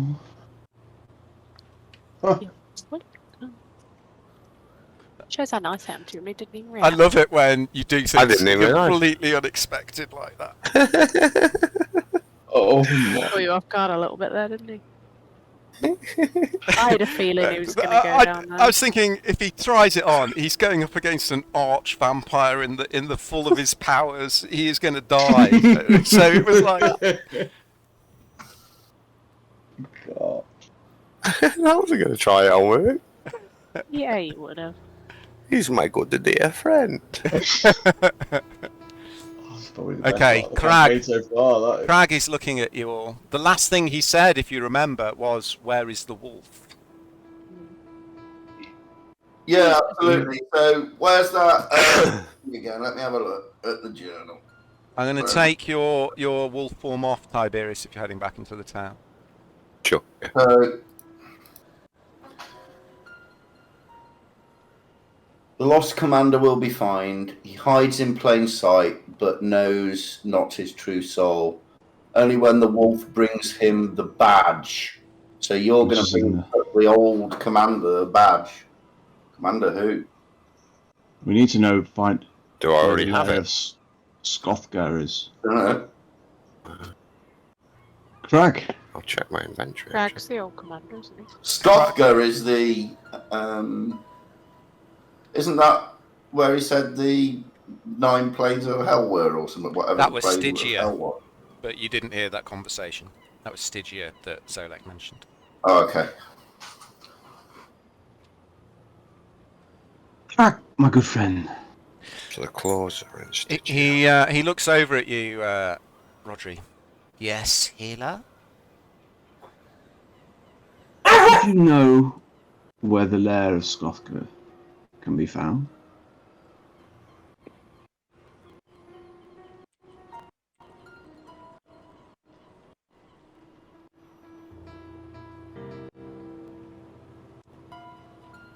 I do not know. This Gothka of who you speak, healer. But the name is Abolithic. Aboleth.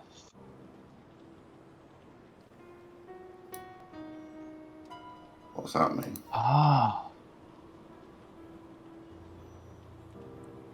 Abolithic, what's that mean, Rodri?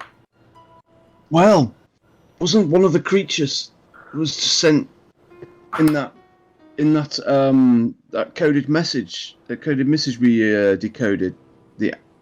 Wasn't it Aboleth going to attack one of the towns?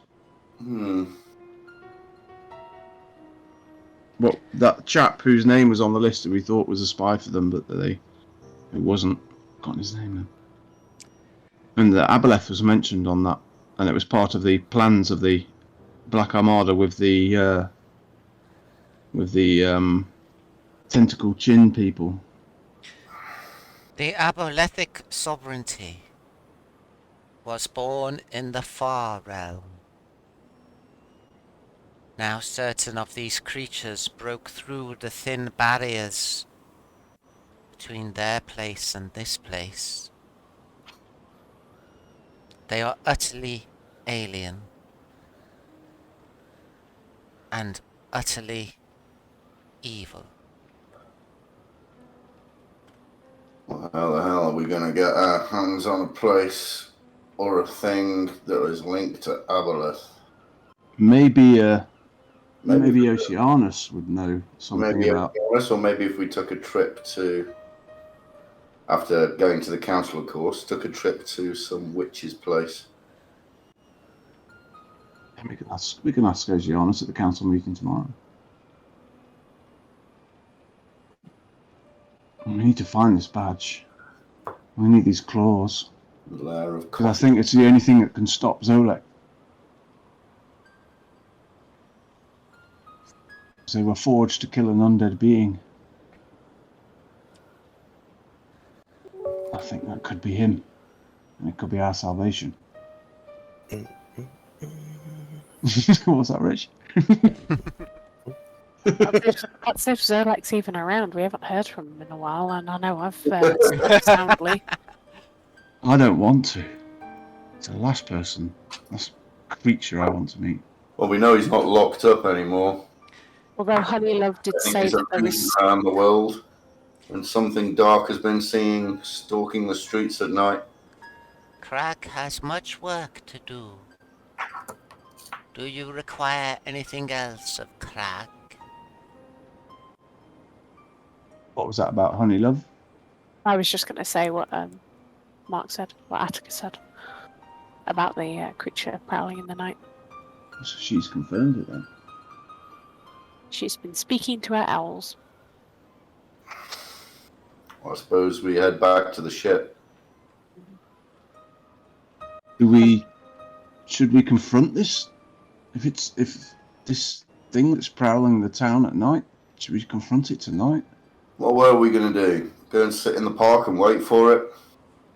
Why not? It's on the whole east side of the town.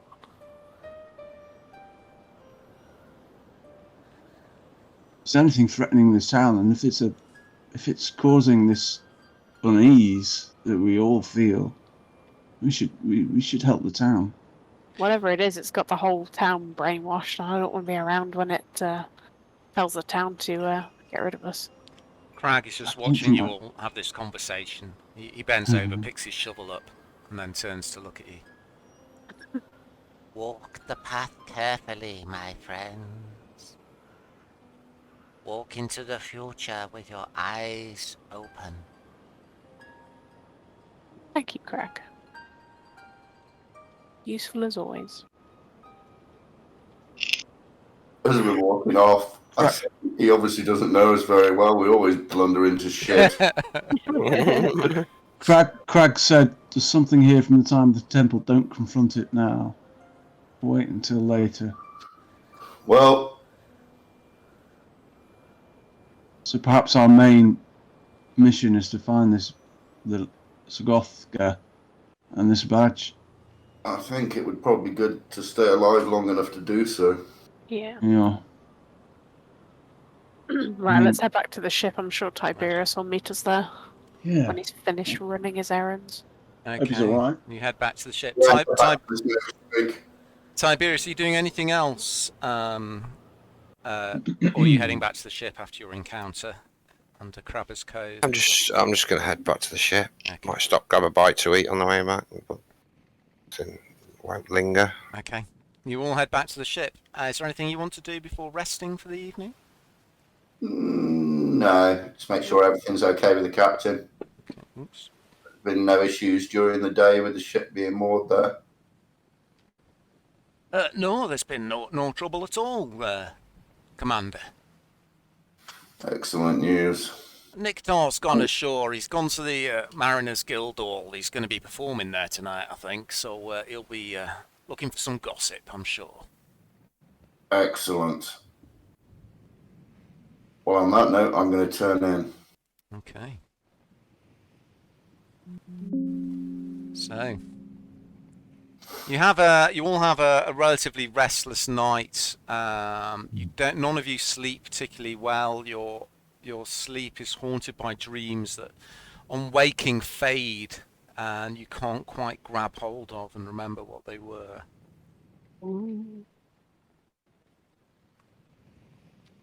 So you all do individually remember just a fading whisper of a voice as you come to wake. My good and dear friend.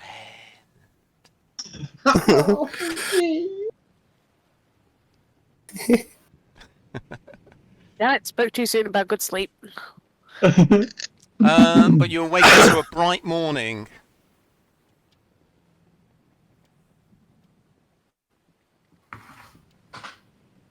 Bags under our eyes. Well, we've got until midday until the council meeting. Does anyone Cat, want a 2-minute break or anything, by the way? Have you thought about going across the bridge and talking to the scholar there, in case he knows any information? Holodeck. Hit it off well with him. Yeah, that's a good idea. Maybe he knows Yeah, you all about this didn't you leave some artifacts with him? Maybe the badge. We gave him a bunch of artifacts. Maybe the badge was one of them. He had books. He wanted me to find some books. If we've got anything to eat, what? He might know a little bit more about the history of what we're dealing with anyway, mightn't he? Yeah, we told. I reckon we told Tiberius all about this prophecy, haven't we? Yeah. Yeah. Cool. Mm-hmm. But seeing Caladet's a good idea. Okay. And how it mentions the wolf. So Kat's going to go and see Kaladak. How are the rest of you going to spend your morning? I think I'm going to. Come with you, Cat, or would you prefer to be alone? Yeah, please come. Please. I'll be at the snapping line. I just want to see. What you guys think? I'll go to the snapping line. I just want to see make sure that Hannah's okay. Okay. Keep an eye on Ham as well. He's acting weird. Okay, yeah. I'll spend the morning there, and I'll meet you at the council at midday. That's because Ham's Zolek's pet now. What? What? Oh yeah, no one bothered to ask me where I went yesterday. Oh, I just popped in and just went to see Zolek. Oh, I'm sorry, my lord. I thought you might offer the information up that was useful to the whole. You Assumed you're off to see the groomer or something, you know. You went to see the vampire on your own? smiling all the time whilst I say that. I'm obviously taking the piss. I'm not being an arse. Not a grumpy arse with it. You went to see Zolek on your own? Yeah. You live to tell the tale, so I assume it went well. I lift up his tabard and bend my head down. Yeah, they're pretty big. Happened? Yeah. Well, obviously he still wants the child. That's not going to happen. Well, if I give him the child, he'll give me the clause of how to get to the clause of Truzan, which are apparently in one of the 9 hells. Place called Stygia. Well, there's a way to get hold of them as per the prophecy that Roger was talking about. So you don't have to have any truck with Zolek. I don't know. And I think those claws were designed to kill him. So I don't think he's going to let you have them. I think he's just going to take the child. I was just kind of... The real reason for my visit was I suspected Ham had been bewitched by him. My second reason for visiting him was to buy us some time while we look for the claws of Truzan. There's more to you than meets the eye, Tiberius. Unfortunately, I will have to pamper to a few of his needs along the way. Apparently he's into gnomes. No. Oh my goodness. Are you into necrophilia? But he is very, very, very powerful. He has his full form, and he's done a lovely job of the place, I must say.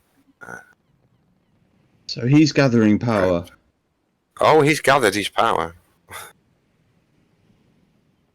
You have This to be isn't going to be careful good. if you talk to him. He words things very cleverly.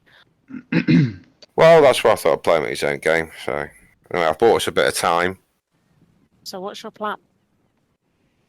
Find the claws and kill that motherfucker. Because obviously giving him the child is not an option, because his prophecy then gets fulfilled. So that's another end of the world scenario that we can't, unfortunately. So we've got the invasions, we've got him. Tiberius, I'd be very cautious giving voice to these plans. He might have ears everywhere. That's a good Ones we can't see. Maybe could he be even reading your thoughts? Possibly. It's a backup plan anyway. If we have to give him, it comes to it, we have to give him the kid, get the claws. You say, what the hell are we going to do with the drow baby? He's going to save the world. As you are having this Don't look at me. conversation on deck, you see Niktar, the half-elf quartermaster, stride up, the gangplank onto the ship. He yawns and stretches his arms widely and waves at you. How did the concert go, Niktar? Yeah, it went very well. I mean, it wasn't really a concert. It was more a sort of, I don't know what you would call it, really. I sort of stand up and do a routine, tell a few jokes and stories and things.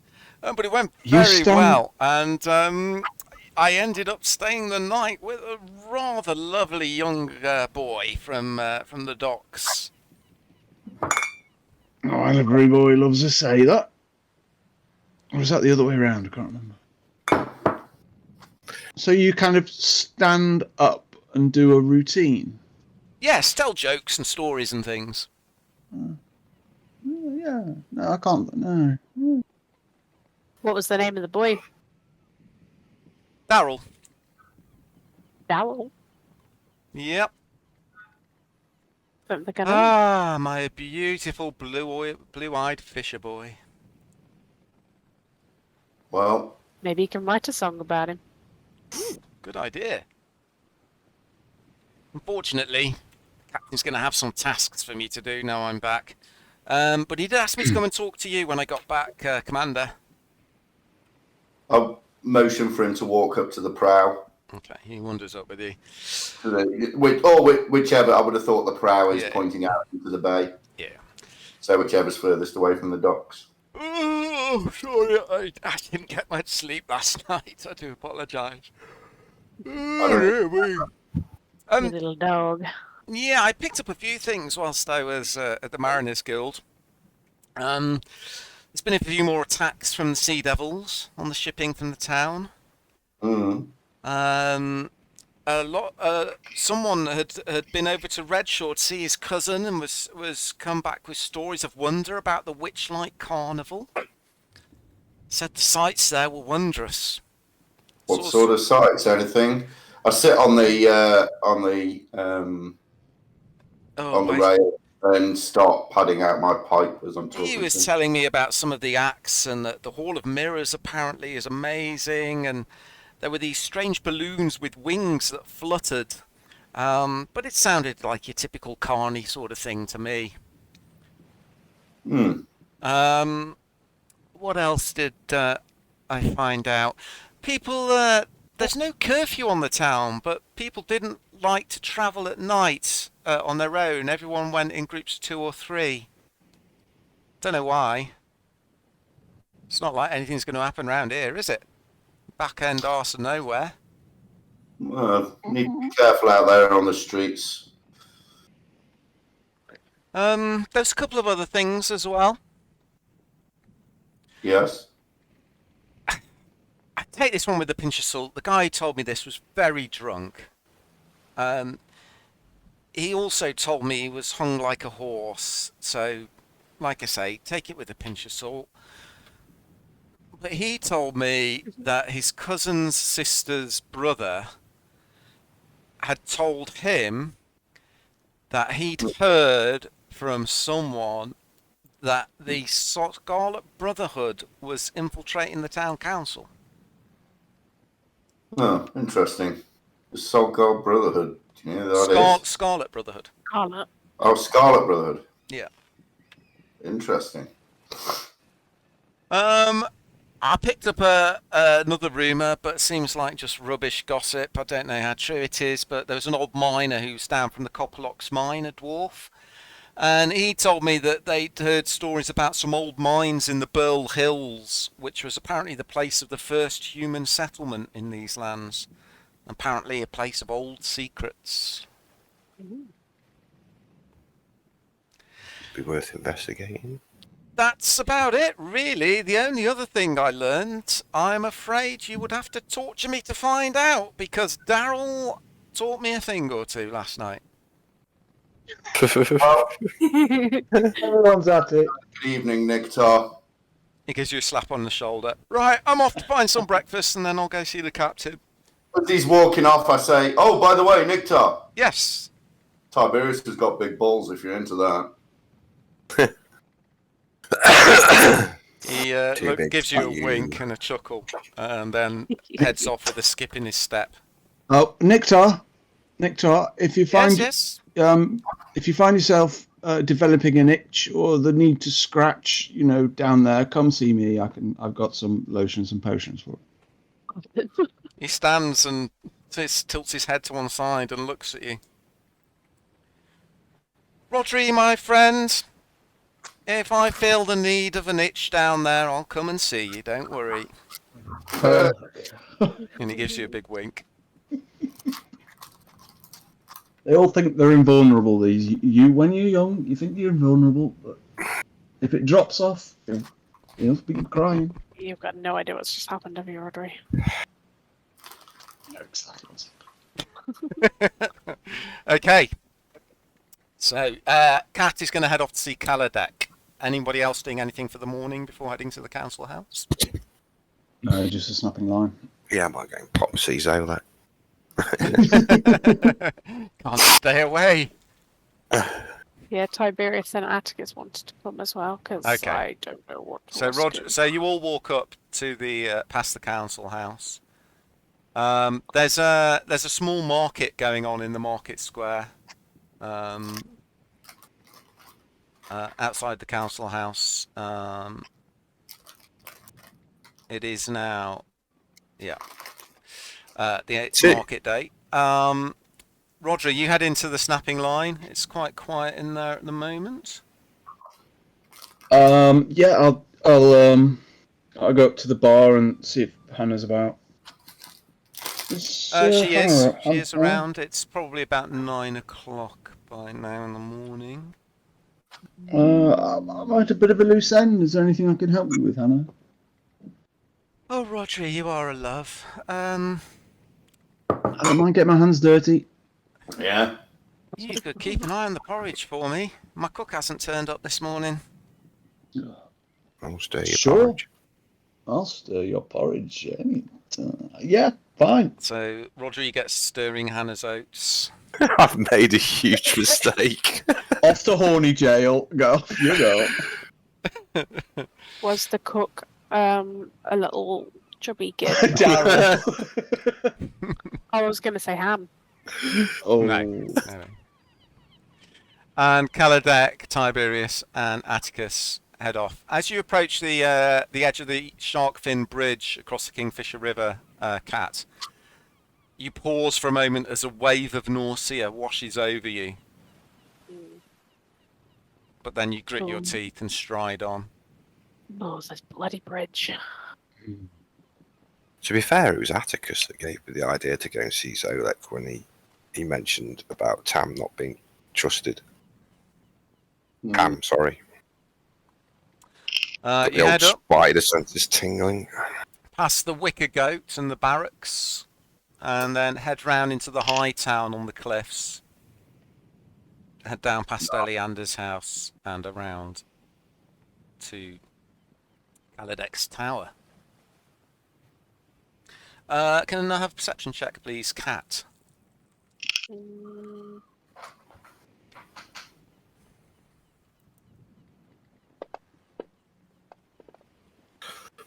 I don't feel like that was very good.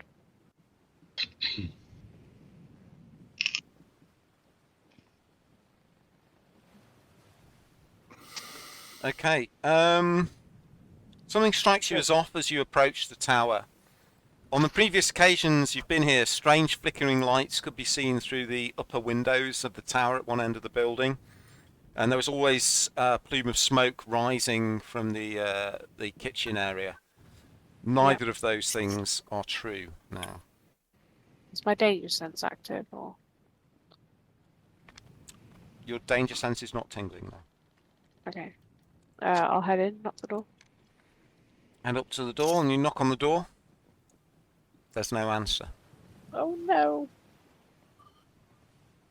Kaladek! Maybe he's up at the witches' fair. I don't know, something that doesn't seem right.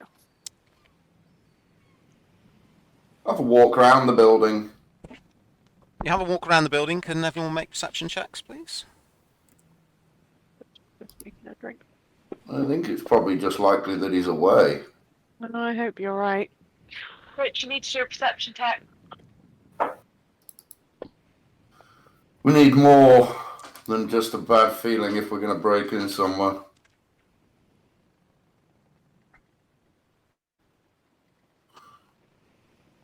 Who said anything about breaking in? So you wander round. There's a low wall round the back with a neatly laid out vegetable patch in which various herbs and plants are growing. Cat, you recognise some of them as being native to the Fearwood Weald. They are not natural to this area. Yeah. They're all quite unusual plants.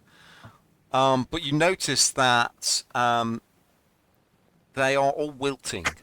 I was going to say, how tended is the garden is going to be my next question. Atticus, looking over the wall towards the back of the building, you can see the shutters on one of the windows are hanging from one hinge, and there is broken glass on the ground. Well, that's enough. Hop over the fence and head towards it. Okay. Yeah, we'll head in. Okay, you head over to the window. There is some glass on the outside, but most of it has been knocked in. It looks like the window has been broken from the outside. And can I just climb in, or will I need a boost? You can climb in, but I would ask you to make a stealth check when you do so. Okay, well, I shall make a stealth check when I do so. Bada boom. Buy that. Not sure why it rolled 2 dice. Because of your armor, you make stealth checks with disadvantage. Okay. You force your way in through the narrow gap and land quite heavily with a loud clump on a tiled floor in a small kitchen area which opens out into a large entrance hall. I'll beckon for for Tiberius and Cat to follow me. Yeah, I'll head in as well. Do I need to make a stealth check as well? If you want to do it quietly, yeah. I guess. Stealth and what else? Just a stealth. Oh. Stealth's not very good. Okay, Cat, you managed to climb through quite dexterously and land in the... There's no lights on in here. Okay. The ever-boiling kettle on the stove from which he made his tea every time you came round is cold. The coals aren't glowing at all. Tiberius is just having a tinkle. Okay. He's cocking his leg up a bush.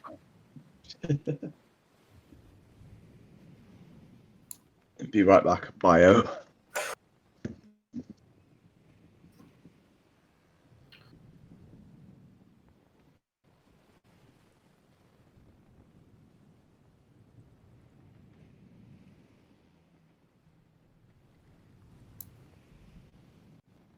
I'll look around, see if there's any obvious signs that anyone's been there recently.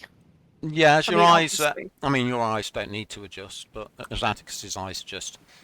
Yeah. There's nothing untoward in the kitchen other than it's just cold and nothing... There's no signs of recent life. As you head into the entrance hall and you see the bookshelves at the far end of the long room where he plucked books before and during your discussions proudly pointing things out.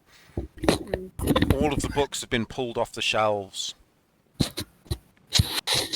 Looks like they were looking for something specific, especially if they raided the library as well. Or is that somewhere else? This is the only library you've ever seen here. I don't know if there's any other one. It still looks like they were looking for something specific. Looking for that book, aren't they? Book of the... what was it? So, Zolek's not in his house, and it looks like he's been broken into. You mean... Kaladeck, sorry. You're currently still outside a broken window. Cat and Atticus went inside through the window. Oh, okay. Yeah. Well, what's the book that we were everybody's after? What was it called again? Which one? It's called... Hang on.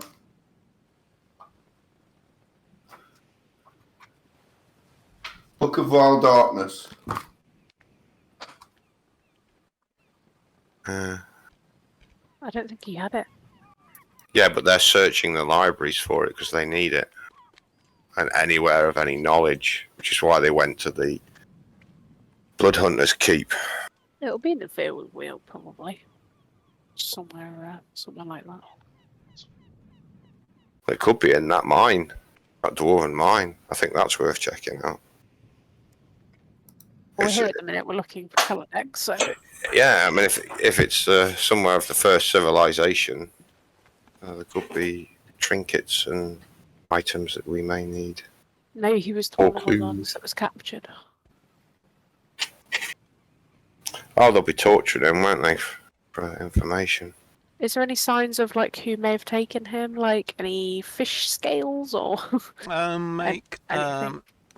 make a perception check for me, please. I will. Anyone can make a perception check, but Cat can do it at advantage. Oh, I just rolled one. I'll make one then. Do another one.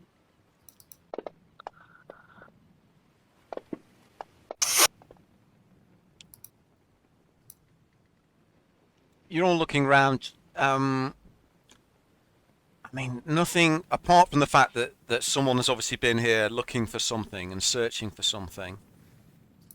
You can't find any clues as to when it happened, or to whether they found anything, or to who it was. Something does catch your eye, though, Cat. There's a book. At first, it just seems like one book among many that's just been pulled off the shelves. But this book, on the cover, it says The Green Hand. Okay, is it on the floor? On the floor, yeah. Okay, can I pick it up You and can, see yeah. it, please? I want it. As you go to pick it up, you realise that this isn't like the other books. All the other books are old. They're all books on arcane and esoteric matters. Yeah. This book looks new. The writing on the front cover looks like it's been scrawled with a quill. You open it up, all the pages are blank. Except for one piece of paper. Ooh. It says, "A darkness stalks the streets. Old friends from Skuld have come to see me. I narrowly escaped their attentions. I have had to leave. If you have any sense, you will do the same. K." Ah. Old friends from Skald have come to see me. Old friends from Scold. Oops. SKALD. SCALD. It's in the chat box. Oh, okay.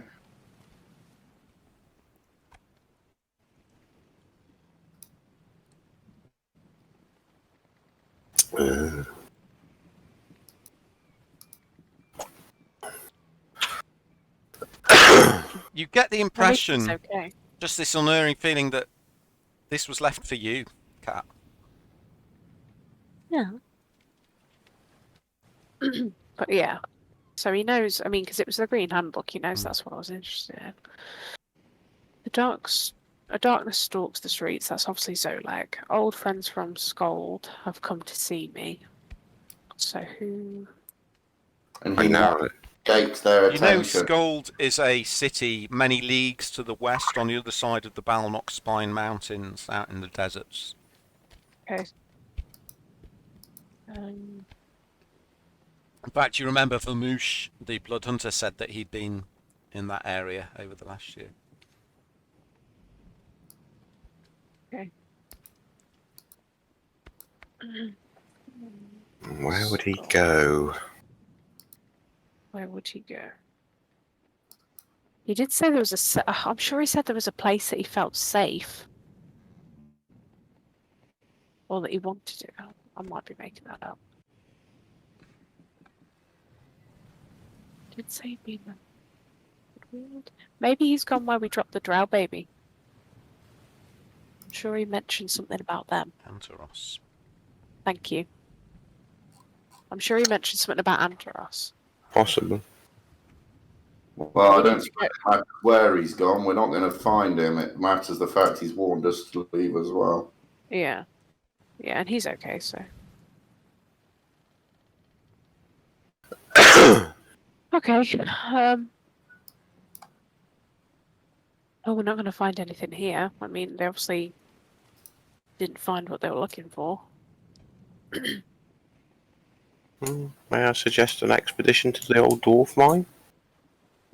What for? Because it was around when all this prophecy stuff started, and I believe there might be something or information there that may help us unravel this a bit more. Okay. Plus, it's a dungeon, and dungeons are cool.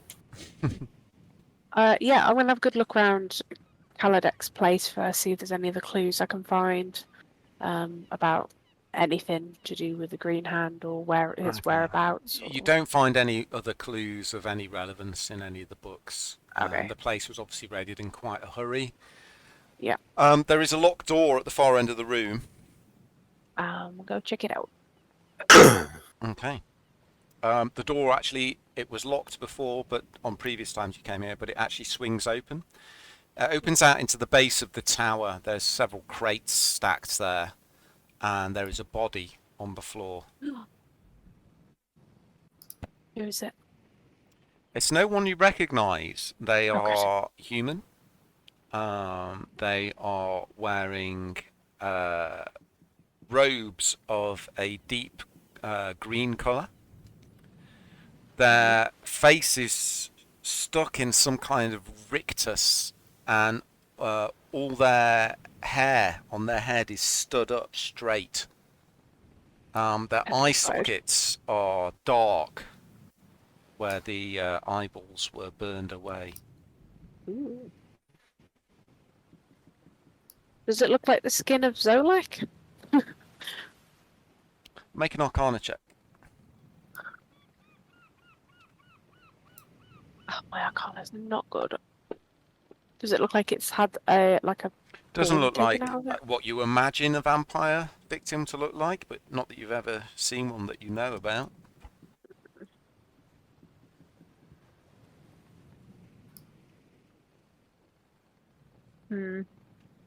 Tiberius, come and look at this body.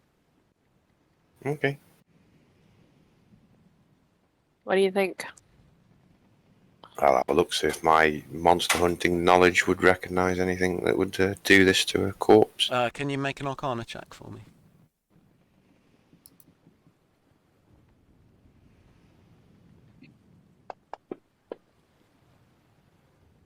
And can you make a perception check as well?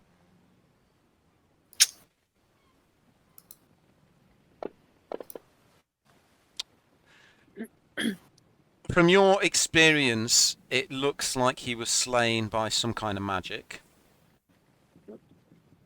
Your nose starts to twitch. There's a slight smell of ozone in the air. And you put your head down along the ground and look along the ground. And just where Cat is almost stepping, there is a circle of runes etched into the floor. Looks like some kind of a magical trap. Ooh. Step away from that cat. Walk towards me. I'll precariously kind of move towards Tiberius. What do you see? What is it? It's a magic trap.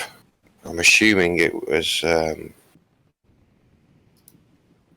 Kaladek. Calibre. Colour. You're a dick. So, I think he probably had a secret way out of here. So this person was obviously one of the people that's trying to capture him. They were pursued him down here, but I think he wouldn't have been able to go back up the stairs because it would have been full of the Green Hand. So he's obviously escaped somewhere down here through a secret door. And these were his cantrips or traps in order to protect it. So you think there's a secret door in here? I think possibly. How do we look without getting that? We- The body on the floor. Go around it, I suppose. Well, does anybody have Dispel Magic? Nope. I didn't have that spell. Didn't have access to that. I think Tiberius, not Tiberius, Rodri did have it, didn't you? Or am I thinking of? Is there anything obvious in the room that would appear to be a door now? No, just some old Maybe. crates and store things, you know, It'd put be in obvious, though, storage. isn't it, if he's magical? There is also the matter we need to possibly check out the rumour that the Scarlet Brotherhood have infiltrated the council. Oh yeah. Yeah, we've got to head to the council next. Who there would likely be a member of the Scarlet Brotherhood? Ellen. I don't know. I don't know. See, my money's on the elf. Which elf? Well, Mark, you know that Skerin was a member of the Scarlet Brotherhood. Yeah. Alan's I remember butler. that. So maybe Gellin was as well, and we just didn't out him. I don't know. We can find out. I don't trust the elf. The dude with the spear. What was his name? Oceanus. Oceanus. He's Yeah. He's my. He's not an elf, is he? Yeah, He's a sea elf. Yeah. Theo. Yeah.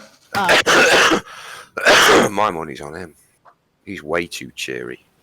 When everybody else around here is gloomy and upset and down in the dumps, and he's dead cheery. He's like a surfer dude, though. Yeah, but I smell a rat. Maybe that's the case. Tiberius's nose does not let him down. Never lies. Before we head to the council, is there any chance we can take a couple-minute break? I need the loot. Yeah. Yeah. We're Yep. probably going to be finishing in Oh, I half an see, hour yeah. or so anyway. But yes, let's take a 2-minute break. Yep. All right. Thank you. I'll be Back very in a quick. second. One sheet. Are you drinking coffee, for? So don't feel very well. He sent me to the shop to get more bourbon and I drink coffee. There's more tomorrow. Going out tomorrow, remember? You forgot, didn't you? I had not forgotten. Oh, shit. I hadn't. You said that yesterday and you had forgotten. Oh. I think if Caladet was to go out of there, he wouldn't have had like a door, like a physical door. It would have been a magical door. Yeah, probably, yeah.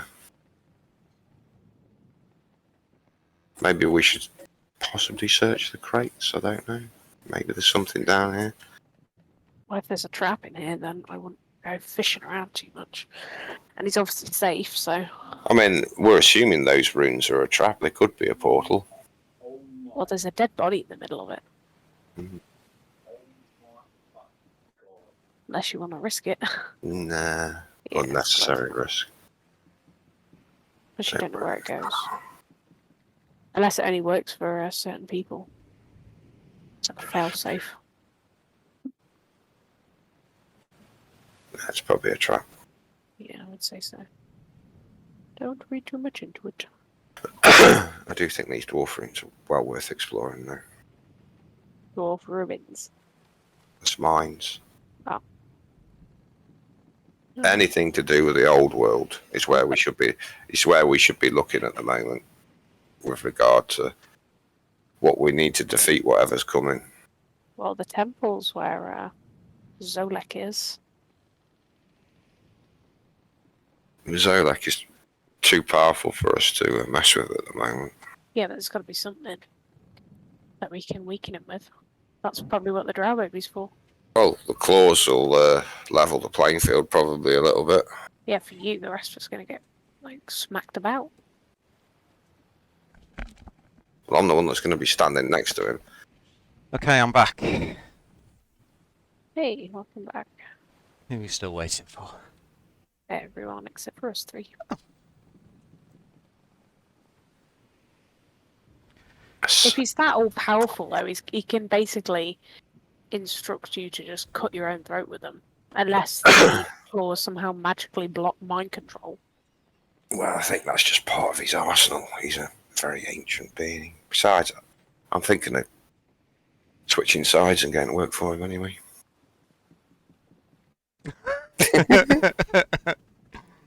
I like him. Sorry about that.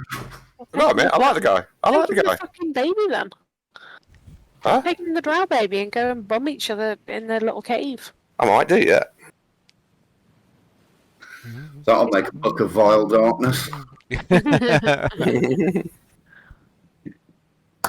Just waiting for Dave to get back, I think. With the vampire and the gnome. I like Zolak actually, he's a good character. Well, he's a rational being, so It's not mean.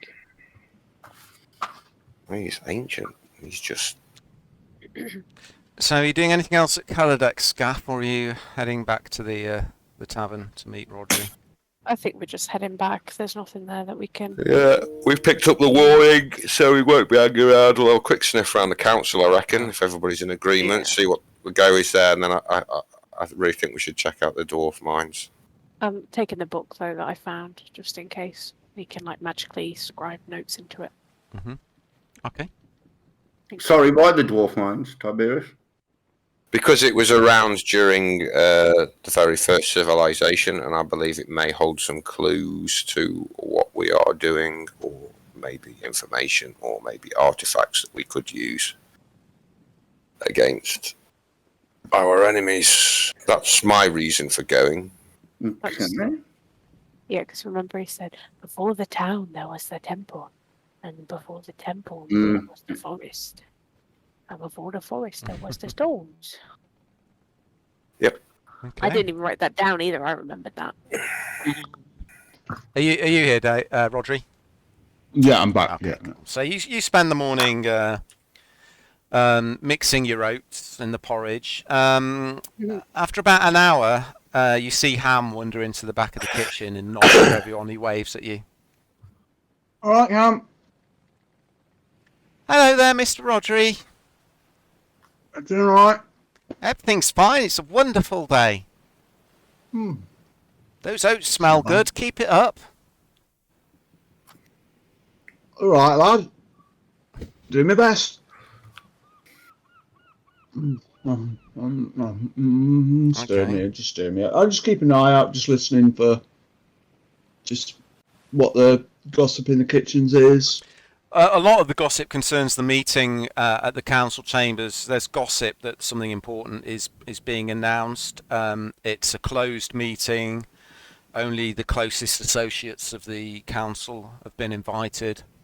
No one else is allowed in or out. Some people say that the town's about to be attacked, like Seaton and Keemouth and Amber Cove were.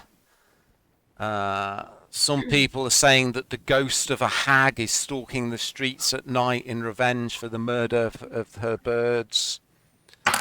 There's lots of rumours flying around. I don't know. Alright, well, I guess we'll head to the council chamber. Okay. So what did Caladrack have to say then? Well, he wasn't there. It looks like he'd been raided and his place was a complete mess. Oh, I mean, oh. Yeah, we believe that he's safe. The Green Hand came for him. I don't think it was the Green damn. Hand. Well, the guy lying in his cellar dead that stepped on his magic trap was wearing Green Hand robes. Was he? Oh, I believe they were. We have met the Green Hand before, so I would imagine we would recognise their outfit. Well, I of all What people is- would recognise it, and VM didn't say it was anything particular that I recognised. I said he was wearing deep green robes, Okay. I stand corrected. but I didn't say they were green hand robes. Mm, You didn't. I didn't say they green were. hand robes. I didn't say they weren't. I said they were deep I green just in read colour. between the lines. Oh, you know that thing about some dark presence stalking the streets? It might have something to do with that hag, and because we killed her birds, didn't we? I don't think it's got any. It's just general scuttlebutt around the place, but some What, you talk don't about think the it's hag. to do with Zolek? No, so it might not be to do with Zolek. So Well, what did Zolek say? He said that he was one of the three of the what was it now? Three of the One of the three brothers of the Granny Nightshade. Mhm.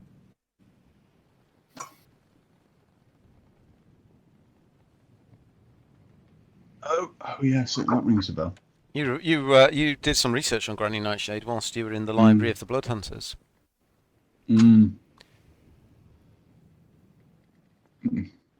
Very nasty lady. Horrible. Yeah, that's really interesting. I found it quite interesting.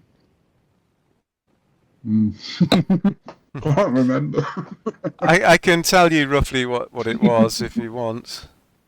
Yes, please. I'll need to find it again. Just bear with me a sec. So, if that ghost stalking the streets is nothing to do with Zolek, and we were warned off confronting Zolek, and maybe we should and could be able to confront this presence in the streets. I don't want to leave Saltmarsh haunted. Well, it's got an ancient vampire living in it, so it really can't get any worse for them.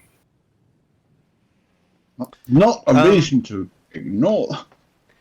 Yeah, so you remember reading up on Granny Nightshade a little bit whilst you were in the library of the Bloodhunters.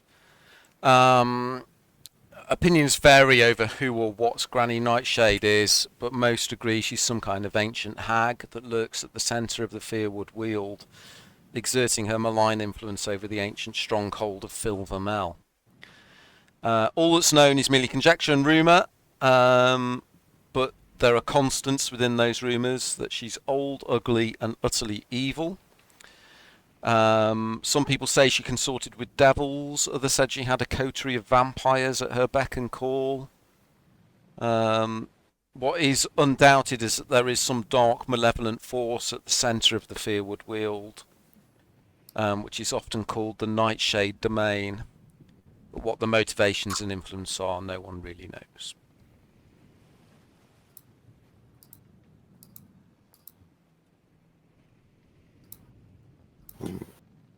Hannah, is it okay if I leave the porridge with you? I've got to go to the council meeting. Oh, yes, thanks for your help, Rodri. Very No much problem. appreciated. No problem. Okay, Right. you head to the council hall. This time the guards let you in. They recognise you and let you in without question. And they lead you into the main room of the council hall. You can see all 5 councillors are stood up on the stage area. Ida in the middle, stood next to Eleander. There's also Anders and Gellen, though they're standing quite far apart on opposite ends of the group. You also see the 2 lizard folk that you met the day before, standing to attention and listening intently and watching over the room. You also see a single, what you presume is a merfolk. Let me just... a strange creature who slithers on a fish-like tail across the room. Ugh. And you also see the Lakatha hunter, the strange fish-like creature, standing off to one side as well.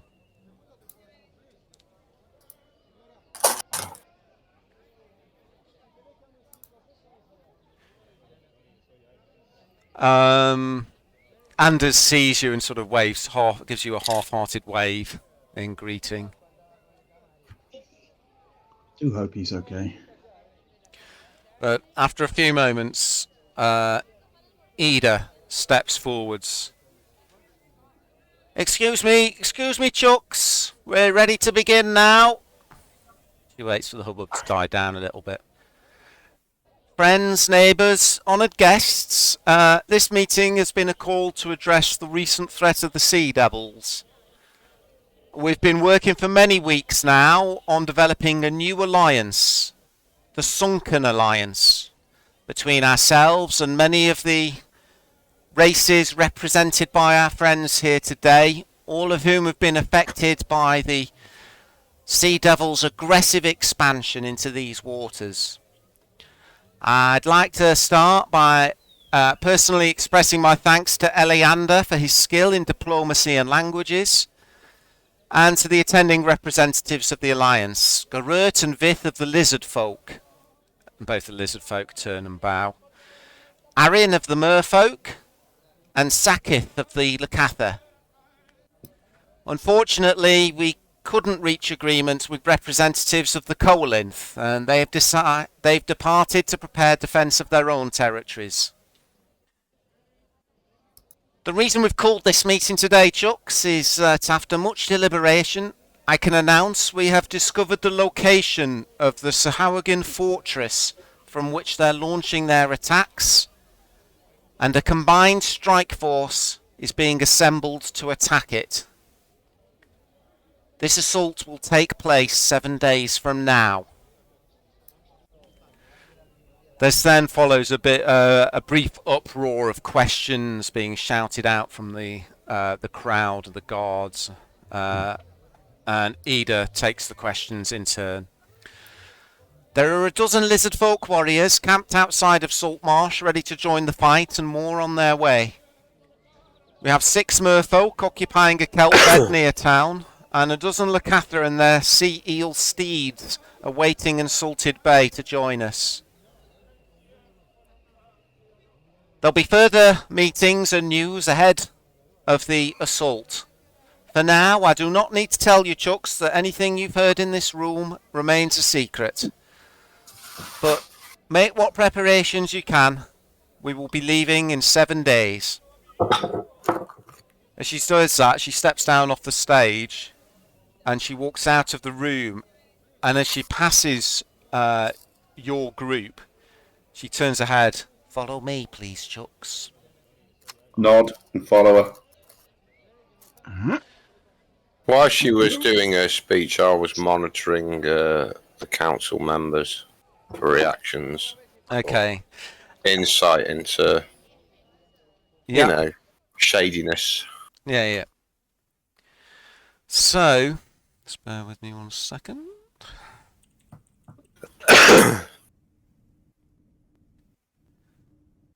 So, Eleander looked quite proud of the formation of the alliance. He's obviously been working very hard at it. Yeah. Using his skill with languages and diplomacy. Ida is obviously quite matter of fact, and is still seems to be respected by everyone on the council. They were all quiet and listened to her as she spoke. Anders was stood on his own, sort of giving half-hearted smiles and waves to the crowd, but you could tell his mind was a little bit elsewhere. And on the other side of the stage, Gellin and Manistrad Copperlocks, the dwarven member of the council, were sort of whispering to each other as Ida was making her speech. Okay. Wonder if Anders is drinking because he's under pressure from the Scarlet Brotherhood. Yeah, Maybe. but Yeah, well, he's standing on your own in a corner isn't a great way to gather information. I think he's a very unlikely. He's got nothing to lose, though, has he? Let's see what's it's got to say anyway. She might have some news for us. She might enlighten us to it now.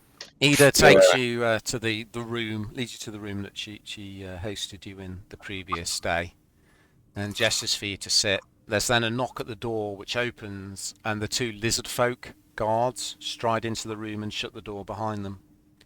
Yeah. Thank you, Chucks.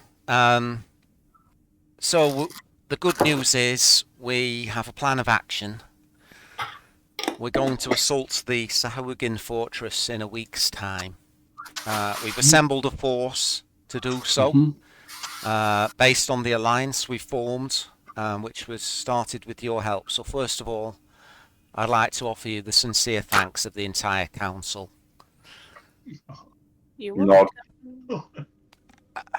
Things haven't all gone to plan, however. The Coalinth, unfortunately, could not bring themselves to work with the merfolk. There's been a long enmity between those races, and we weren't able to overcome it. Makes sense. But we can't wait any longer. Attacks have been increasing, so we're going to make our attack. A combined force is being assembled. But there's one thing we haven't done yet and that we do need. And I was hoping you might be able to help us, Chucks. We need a reconnaissance of the fortress. We're looking for a small group to make a preliminary excursion, which will allow the assault to have a proper plan of attack. Nodding. Makes sense. We have a little Carry bit of on. information, thanks to our friends from the Lizard Folk tribe here, that has been forced from captured sea devils that the Lizard Folk captured. Please, What, Gert and they- Vith. Sorry. No, it's fine. I was just going to say they were captured and you captured them? Or... The Lizard Folk captured them. Oh, okay. The location of the Sahugin stronghold is a small island in Salting Bay, some 30 miles to the west of here. A coastal headline covers one flank of the island, which is connected to the mainland by a stone causeway. The Lizard Folk explained that this is the site of their former lair, that they had fled. That's what drove them into the marshes near to Saltmarsh. Right. It consists of a series of narrow natural passages and caves honeycombing the interior of the island. The lair, according to our lizard folk friends, is a 3-level cave system inside the rocky island, but by some strange arts, most of the island has been sunk below the waves, so only the top level is now above the level of the water. We think the other 2 levels are likely underwater. And the main entrance is now a large cave that faces the seacoast. She nods at the lizard folk and gestures to them, and they unroll some old scrolls and lay them out on the table. Lead over and look. These have been drawn based on the information of the lizard folk prisoners. Understood. From what we know, the Sea Devils have made drastic changes to the lizard folk's lair beyond submerging the 2 levels into the water. So, we'd like to put together a reconnaissance team with 5 objectives before we launch the assault.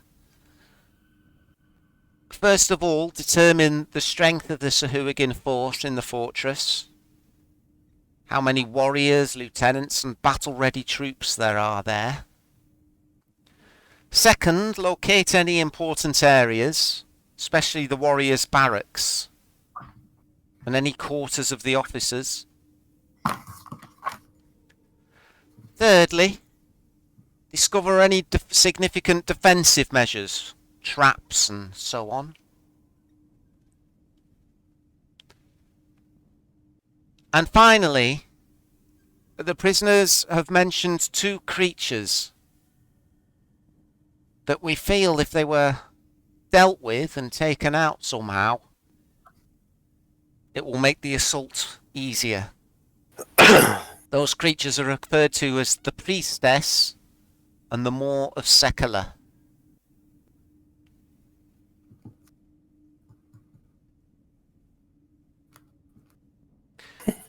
Now, Chucks, you've done enough for this town already.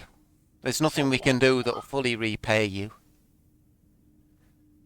But we can't think, or I can't think of anyone better equipped to help us. We don't want to be going into the assault blind.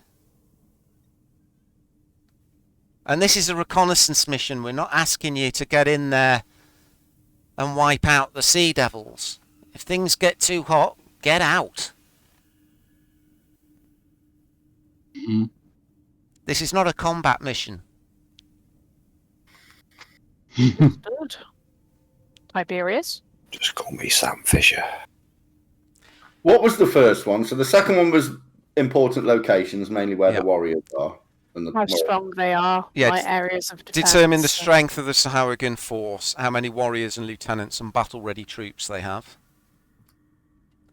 Locate important areas, such as the barracks and officers' quarters. Discover any significant defensive measures, such as traps. And if possible, take out 2 creatures known as the Priestess and the Maw. Okay, thanks. All right. We'll give you what help we can. We'll provide some gaspweed potions and some other items that may help. I've still got a gas weed potion. Is that an underwater breathing? Or It am is, I... yes. So I can give mine to somebody because I have a spell that'll help me breathe underwater. So Yeah, I breathe underwater as well. We've managed to find 4 gaspweed potions and also a potion of invisibility. one of you can have that because I've got that too. And so clever. I think better with that. Yeah. With invisibility. I think I can breathe underwater as well with my cloak. She reaches behind a desk and pulls out a bag, which I'll drop into the party sheet with the potions in. They're always useful to have, though. You never know. Might need to save someone and we can give them a potion. Yeah, very, very true. Prisoners, yeah. I think I can breathe underwater as well with my cloak. It'll be useful to know if you can before we submit. Yeah, Ocean Strider's cloak. I can also run and walk on water. I'm not sure if it allows you to breathe underwater. It's While wearing this cloak, the cloak is crushed. Yeah, you can breathe normally underwater, yeah. Yeah.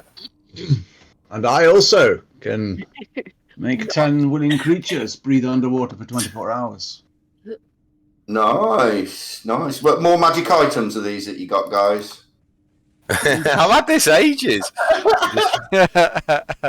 No, just a gift from my patron. Ages and ages and ages ago. Ages, mate. That's mad, because I've been playing for ages and ages and ages. And ages. I think we better give Mark some magic items. This message is to the DM, not you. There's nothing I can use. True. There was some armor you could have used. Yeah. Anyway. Ooh, stir the pot. Stir the pot like the porridge. I think we've asked a lot of you already, Chucks. Yeah. We won't ask any more if you can assist us with this. Want to hold my breath? What mission of certain death? Ida, tell me, Aye. do you have any trouble at night time in Saltmarsh Climax. with a dark presence, maybe something off, something strange prowling around the streets of Saltmarsh at night? She stands up and smiles and waves at the lizard folk and ushers them out of the room, and then shuts the door behind them. Sorry. There's something not right, Rodri. You're right, Chuck. People tend to avoid moving about at night now. You any idea what or where? She shakes her head. And how much of a problem is it? I think it's one of those things that everyone knows about and no one ever talks about. Like a fight club. Like the council being infiltrated by a Scarlet Brotherhood, you mean? Did you say that, Tiberius? Yeah, I did. I'm a gnome. I'm a gnome. Of course, I said it. What's this? What do you mean, Chuck? Something I picked up on the streets. Shakes her head. So, if the Scarlet Brotherhood have infiltrated the council, then they already know of your plans. So, probably know your attack's coming. Well, the Scarlet Brotherhood aren't part of the Sahuagin. But Have you had any? I had any can't trouble? believe it anyway. I know all the councillors. I have done for years. Have And you it had must any be trouble? you! Ching! Have you had any trouble with or any encounters with the Scarlet Brotherhood since we last left? No. No. Hmm. I have word that this Night Stalker is seems to be seen on the east coast of Saltmarsh. It doesn't cross the bridge. I don't know if that's true. I don't know if half of what I hear nowadays is true. Maybe it is. I don't know. When do you want us to leave for the fortress? At your earliest convenience. We'll have a boat ready. God Terrell's eager to see you again. You remember God Terrell was the guy who took you across Salting Bay before to the lizard folk lair? I think we should enter via the lower level. If there is a way to get in, from all we know, there's an entrance on the surface of the water. Large. But isn't it close to the sea? This lair. Yes, it Quite- is. Yeah, yes. I think there's a way into the lower level. Just looking at that map, I think that's a sea cavern right at the bottom. And I think that's our way in.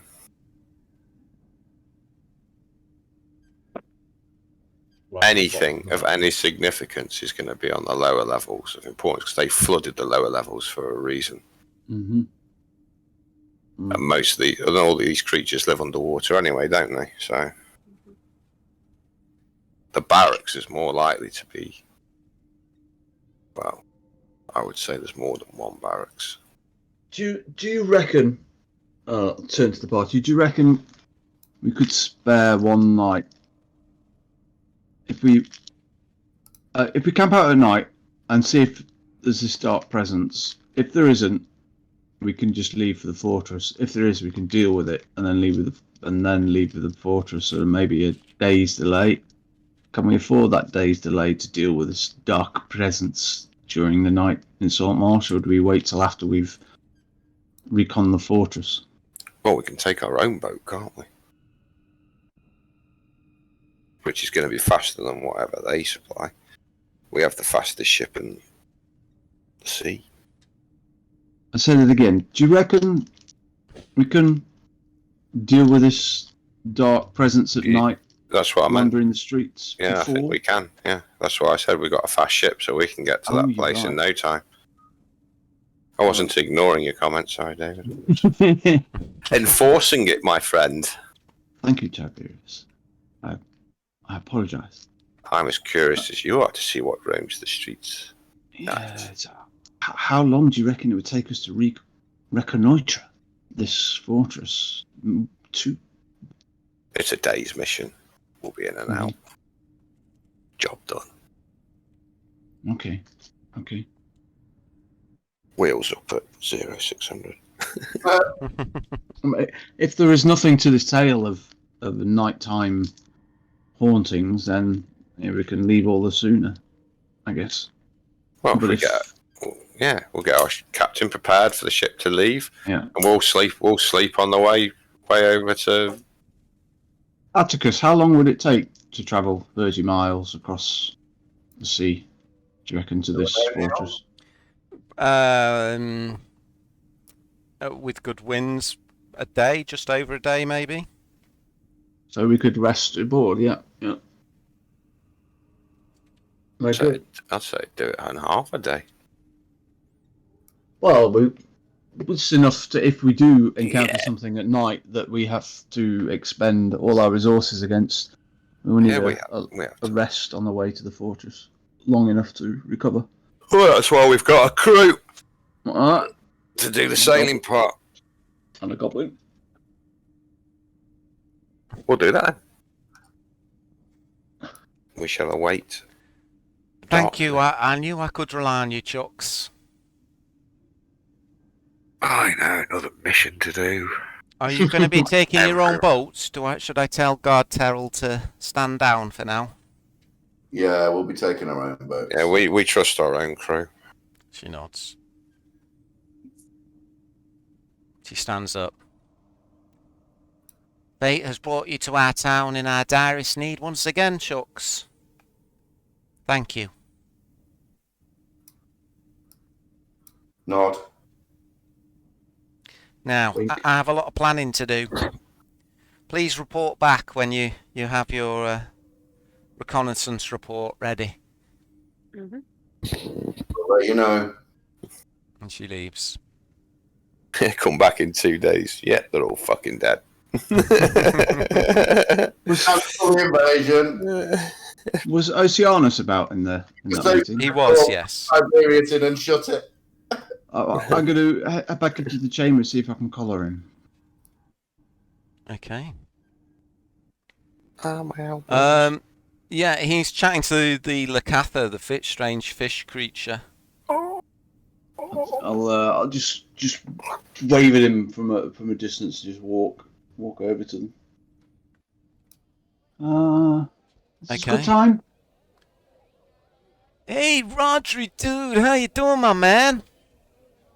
Good. It's so good to see you. Way too cheery. I feared the worst when we last parted. Tell me, have you got another board? Hey, where are my manners, dude? Sorry, let me introduce you. This is Sakith of the Lakatha. Sakith, this is my good friend Rodri. He's a good dude. We're really tight. I'll bow. The fish creature bows and issues a strange gurgly greeting. Pleased to meet you. I'm so glad you decided to join the Alliance. I was just wondering, just a quick question. Have you ever heard of an aboleth named Sagothka?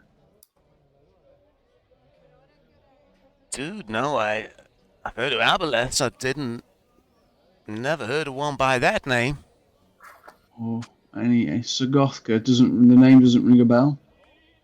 No, why? Are you telling me there's an aboleth near here?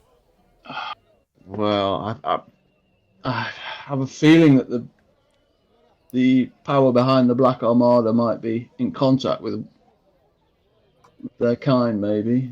But I'm after a specific... Black Armada? Dude, what are you talking about, man? Have you not heard of the Black Armada? No. The Skeptics? Oh, this is way down south. They've been active. They've been attacking the ports. Hey, dude, we got some catching up to do, brother. Oh yeah. Yeah, I mean, they've been attacking ports, attacking cities. I mean, hopefully this attack on the fortress will stall their advance north and save Saltmarsh from the same fate. Your friend here, has he heard the name Sagothka at all? He turns to the strange creature and burbles some strange words at it. It kind of shrugs with its fins and says a few things back. No, dude, he's never heard of it. Oh, it was a long shot. Thank you very much. Hey, you're welcome, man. Great to see you, man. So, I look forward to some adventures in the future. So you leave the council chambers with a new mission. The seeds that you had set of an alliance between the lizard folk and the townsfolk of Saltmarsh appearing to come to fruition with some kind of an assault against the Sea Devils, which have been a problem since you first came to the town. But the town also seems to have other problems, perhaps more serious ones. People going missing. A wise and powerful sage has fled the area. There are strange prophecies from many years ago that the odd gravekeeper has been telling you. And something dark is stalking the streets of the town at night. And we will investigate all of those next time. Because we'll leave the session there for tonight, I think.